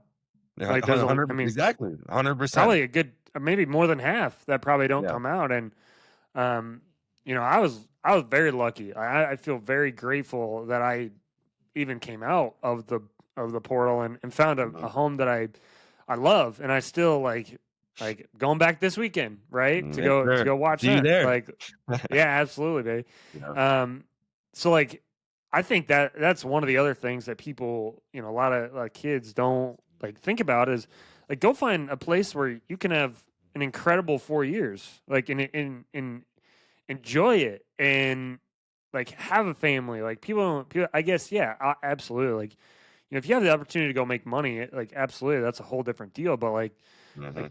if you're not making money, like go where you're gonna enjoy it, go where you're gonna play ball. And Mhm. I guess that leads me into the next piece is the NIL side of things. And I guess I want to know from your world in the D3 side of things, like did you have any opportunities to do stuff like that, or what's kind of your take on that from the small school level? So I guess I'll start like with more like my side. So like I tell like a lot of my close friends, I definitely could have had an opportunity to go somewhere in my sophomore year. 100%. I had enough film. I could have put a decent amount of film together, a lot of game experience. I was two-time all conference at the time. Um, wasn't all region. That was my junior year. Um, could have went somewhere. Probably would have went. Um, definitely do a solid D2, maybe FCS. Who knows? Um, but I loved it at RF too much, dude. You know what I mean? Like I loved playing with the dudes I was on the field with, and that was more important to me. So before I get into all like the NIL stuff, like at the end of the day, it's what really matters to you. What matters to you? Do you want to go D1 because you could say you went D1? Cool. As there's nothing wrong with that. But you got to know that when you go, you're going to be another number to like a lot of the coaches when you first go. Some of the coaches might not even know your name. They'll say you know your name because they know you're coming. So obviously they're going to say your name. But players don't know who you are. You're at the bottom of the depth chart probably, unless you're like the guy at at your school. You're going to start better. But um, like obviously like money, if like depending where your background is, yeah, dude, money is important to a lot of people. You know what I mean? So like that is important to a lot of people. Um, so just saying that off rip, but like yeah, it's changing everything because like yeah, man, it's just what's important to you. Is the money more important than developing relationships, or is relationships more important than money? Hmm. Yeah, no, absolutely. And talk about that, the NIL side of things now. Like, how have you seen that maybe, affect small school football, and then also just recruiting and college football and overall? I mean, Yeah. it's a massive impact. It's a massive deal. I mean, I'm a fan of guys getting compensated for doing really good stuff, but it's certainly made things challenging at times. Yeah, 100%. I mean, best example right now that's making the most controversy is the the Lane Kiffin stuff. You know what I mean? Like he changed that program. Mhm. They went when he left, they were 55 and 15, and they won their Yeah, first bowl something like game, that. It's crazy. and then now he's getting paid 90 mil at Ole Miss at LSU. Like, so it's like, yeah, like you're getting more money so you can pay more players, but you're leaving behind the whole legacy you just built. Like, obviously, Right. I saw yeah, someone said for us, we like built we're a thinking, statue for you, right? Like right, we yeah, would have 100%, built a statue for you. We're not yeah, building a literally, statue for you. You could win 3 natties and we'll probably still not build a statue for you. yeah, 100%. Like there was players like and fans booing him boarding the plane. So that means that like that's how you know they cared. That's how you really know they cared. You know what I mean? It's like I get it, man. Go get your check. I get it. You know what I mean? But like what the NIL is doing now, it's allowing coaches to go pay players. And that's all players care about now at that level. Like they don't even ask like what your team values are or what can I bring to the team? No, it's how much money am I getting? Right. What's my weekly check? What's my monthly check? Like obviously like we're super biased on that side because we didn't get paid a single dollar. Like obviously like Influencer helped us out at the end, like of course my senior year, but like I didn't really care about that much, dude. Like It's the number on that is so like I don't want to say insignificant because it is like it's great, but like it's not like life-changing money. It's not like it's going to well, even no, help you not even pay remotely close. for I'm paying my groceries. rent. Right, right. You might save a little money on rent. Like you're probably not even Nah, going to pay the whole thing, but like it's nice. It's nice to have, but it's not life-changing by any means. it's like bar cash, dude. Yeah, for sure. Yeah, Literally, Johnny's took honestly. that all. Johnny soaked all that up, Yeah, right? yeah, they love that. Yeah, but no, yeah, it's changing everything, man. Everything. Yeah, yeah. And I think that's one of the things that I don't like as much, and I see this in Iowa, I guess specifically, because you Hmm. still see guys that want to go to like Iowa, and then so that they can go beat Iowa State or they can go beat Nebraska. Like Mm, you see that at some places, yeah, but like guys that go to Auburn, like you're not seeing a lot of guys go to Auburn.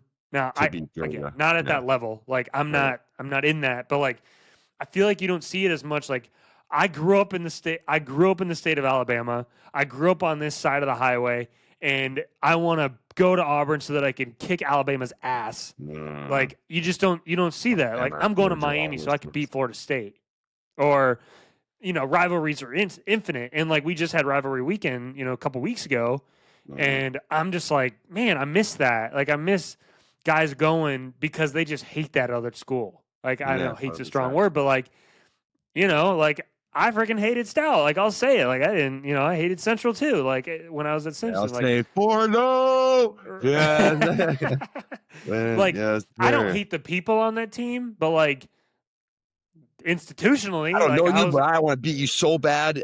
I want to like, yeah, it's like one of those things. right. 100%. Yeah, like Yeah, I don't physically hate that team, like or those people. Like I don't hate anybody, but like institutionally, there's some hatred, and I yeah, hate yeah. I that. want to Like lose to you, right? I Like, it's just like no, I do not want to lose, or it's going to ruin my whole week. right, Like, yeah, exactly, right. literally. And one thing I'm like I want to be the commissioner of D3 football one day, and we need to set this thing up how all of the best D3 rivalries need to happen on the like Same week. same Yeah. time as like rivalry week in big time football, because it's like I wish that that was something that we always looked forward to. Now we still do, but like I Mhm. want to be like, hey, week 10, Just that week. it's Stout Yes, Week, sir. right? Or like for whoever, I don't care what it is, like Wartburg Central, Simpson. Mhm. I don't know who our rival is at this point. We haven't had one in a while, but like I wish that was a thing. Like I wish that was a Right. thing. But Mhm. let's shift gears a little bit. From an off season perspective. You know, what would you say like when you're playing, and now obviously your off season is pretty wild now because it's like you're always in, you're always out at the same time. Like you're always like getting ready for something. Of course, like now you're in the off season. What's the start date on with the Sharks? It's sometime in February. I can't remember right February. now. So yeah, you're like preseason a little bit Mhm. right now, kind of Yes, yeah, for sure. getting tuned up a little bit. But yeah, like I guess from your perspective, the off-season expectations as a player, how do you kind of blend, obviously your coach's expectations, like, hey, we want you to gain this weight, or hey, like this is kind of what we want to see, versus 100%. obviously you have your own expectations, and for you, like your expectations were always high. So I guess what were, I guess kind of some of your expectations going into the off-season? No, yeah, 100%. One thing that definitely out of the million things Walker always says, seasons are won in the off season. That's one thing that out of all the hilarious stuff and the true stuff that Walker says, that's the one that will always stick with me the most. If I were coaching a high school team or a college team or anything, if I was coaching anything, seasons are won in the off season because you have to build the player and the character that's within you to get ready for next year. And that is a Mount Everest journey that you are going to have to take. And you're going to have to do the things that you don't want to do more times than you do want to do. You think the freshmen at River Falls want to wake up and today was negative something degrees Yeah, and go right. lift at 6 a.m.? Heck no. No. Right. They do not want to do that. And it's even harder. And like, obviously, like they're super motivated now because we're gonna go beat St. John's on Saturday. Yeah. But but Yeah. but Yeah. it's but like when you're in the middle of March, oh, I guess like January, like middle of January, February, and you're not playing, you're like, man, one day off or like a week off, or I'm not gonna go that hard today. It's so easy to think that way. It's so easy to think that way. But that's when like you have to think about your reason. You got to think about your why. You got to think about what's important to you. That's when you need to be leaning on your brothers the most, and you got to hold yourself accountable. Holding yourself accountable is the biggest habit you need to make. That's like muscle memory. Like you got to know that you could have went harder on a set. You got to know when you should have ate more that day. You got to know if you don't get enough sleep. All those little things that are gonna make an off season is what's gonna take your game to the next level every single year. Like you should be able to say that, oh, I had the best off season of my life. You should say that every single year because like you're getting stronger every single year. Like if you're staying at the same spot for 2 or 3, like a year, 2 years, like 2 years, something ain't working. Yeah. Like nothing changes if nothing changes. You know what I mean? Like if you're a guy Yeah. that's not seeing results and you're putting work in for a year, 2 years, like something ain't working. You know what I mean? Like you got to change something. And like sometimes, yeah, like it's a lot of the stuff you don't want to change is the stuff that's comfortable. Got to get uncomfortable, man. Like that's the biggest delay for success is comfortability. There you go. Yeah. But you know what I mean? And like people that do extraordinary work are doing the ordinary stuff extra. That's where extraordinary comes from. You know what I mean? Right. And that ordinary stuff is showing up on time for lifts, not sleeping in. When you have a scheduled time, go lift at that time.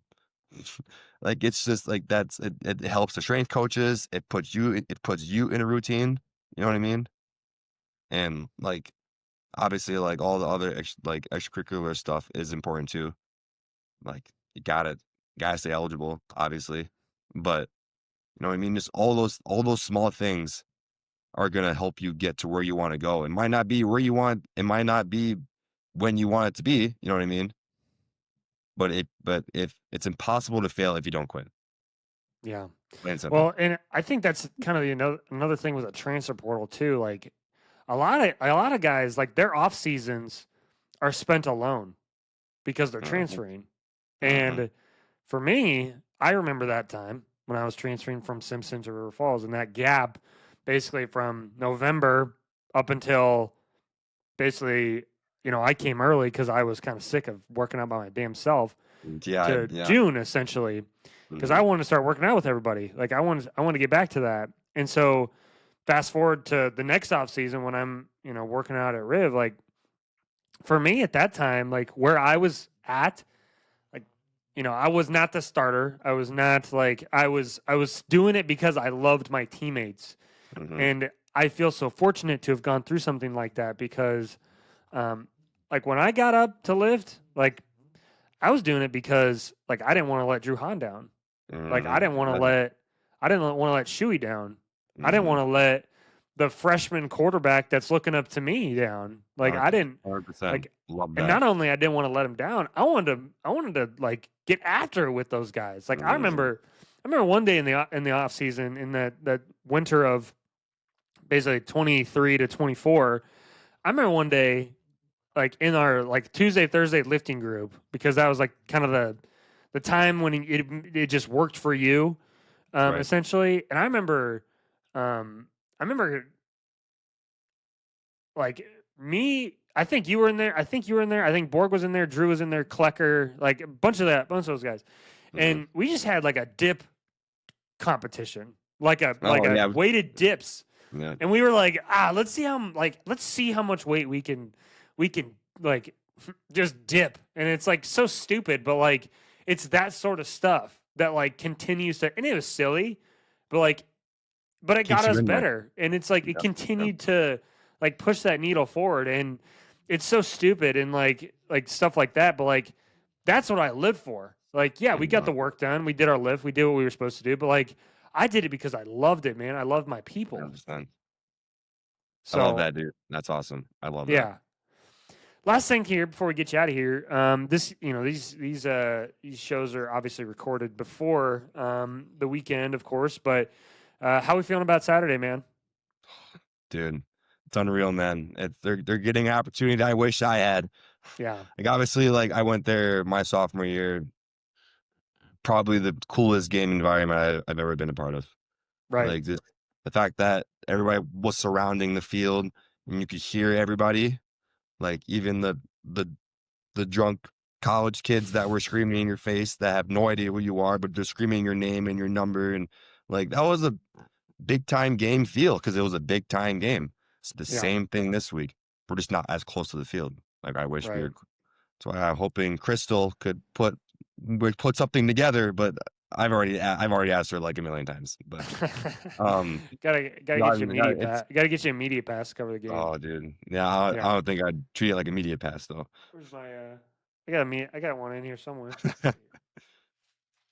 I won't Yeesh. abuse that, but yeah, no, I've talked to Coach Walker about this before. I've talked about it on this show specifically, but um, I think everybody that's played for Walks in the last like 15 years he's been there is a part of this thing. And obviously, Mhm. like we want to say that as guys that aren't on that current team, but I think everybody plays a part in it, and I think everybody has played a part in it to get it to where it was because like if you don't come there and you don't have a good year and make the team better, maybe we don't get that recruit.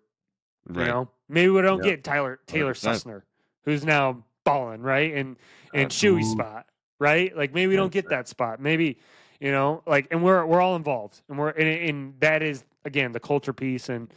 I'm so excited. Now hopefully the time we release this on Monday, hopefully they have won. So no bulletin board material, of course, for Yeah. St. John's. Sorry, but Yeah. man, it's gonna be a fun one. It's gonna be cold. Yeah. But that's the way we like it.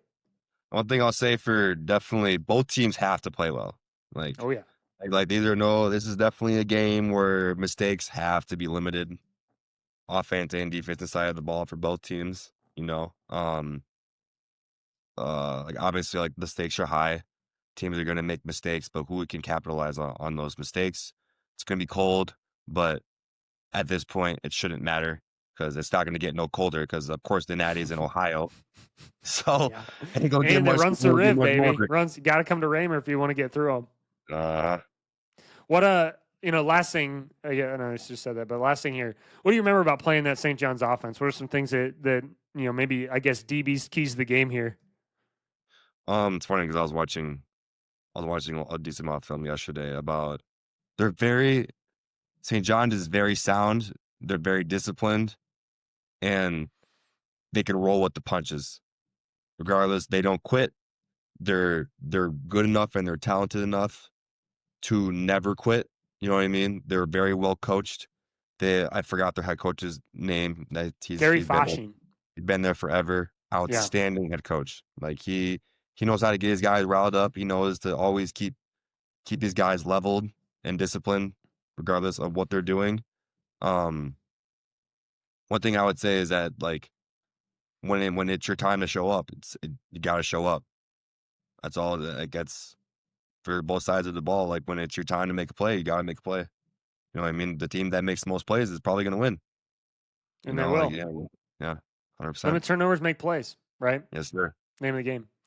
Appreciate you, brother. This is fun. I Awesome, hope we can kind of get you on more frequently and kind of discuss some things that are currently going on around the college football world from both player perspective and of course coach perspective and just from a really good player's perspective, and Yes, also keep up with what you got going on, because it's exciting stuff, and I'm so dang proud of you, and it's been fun.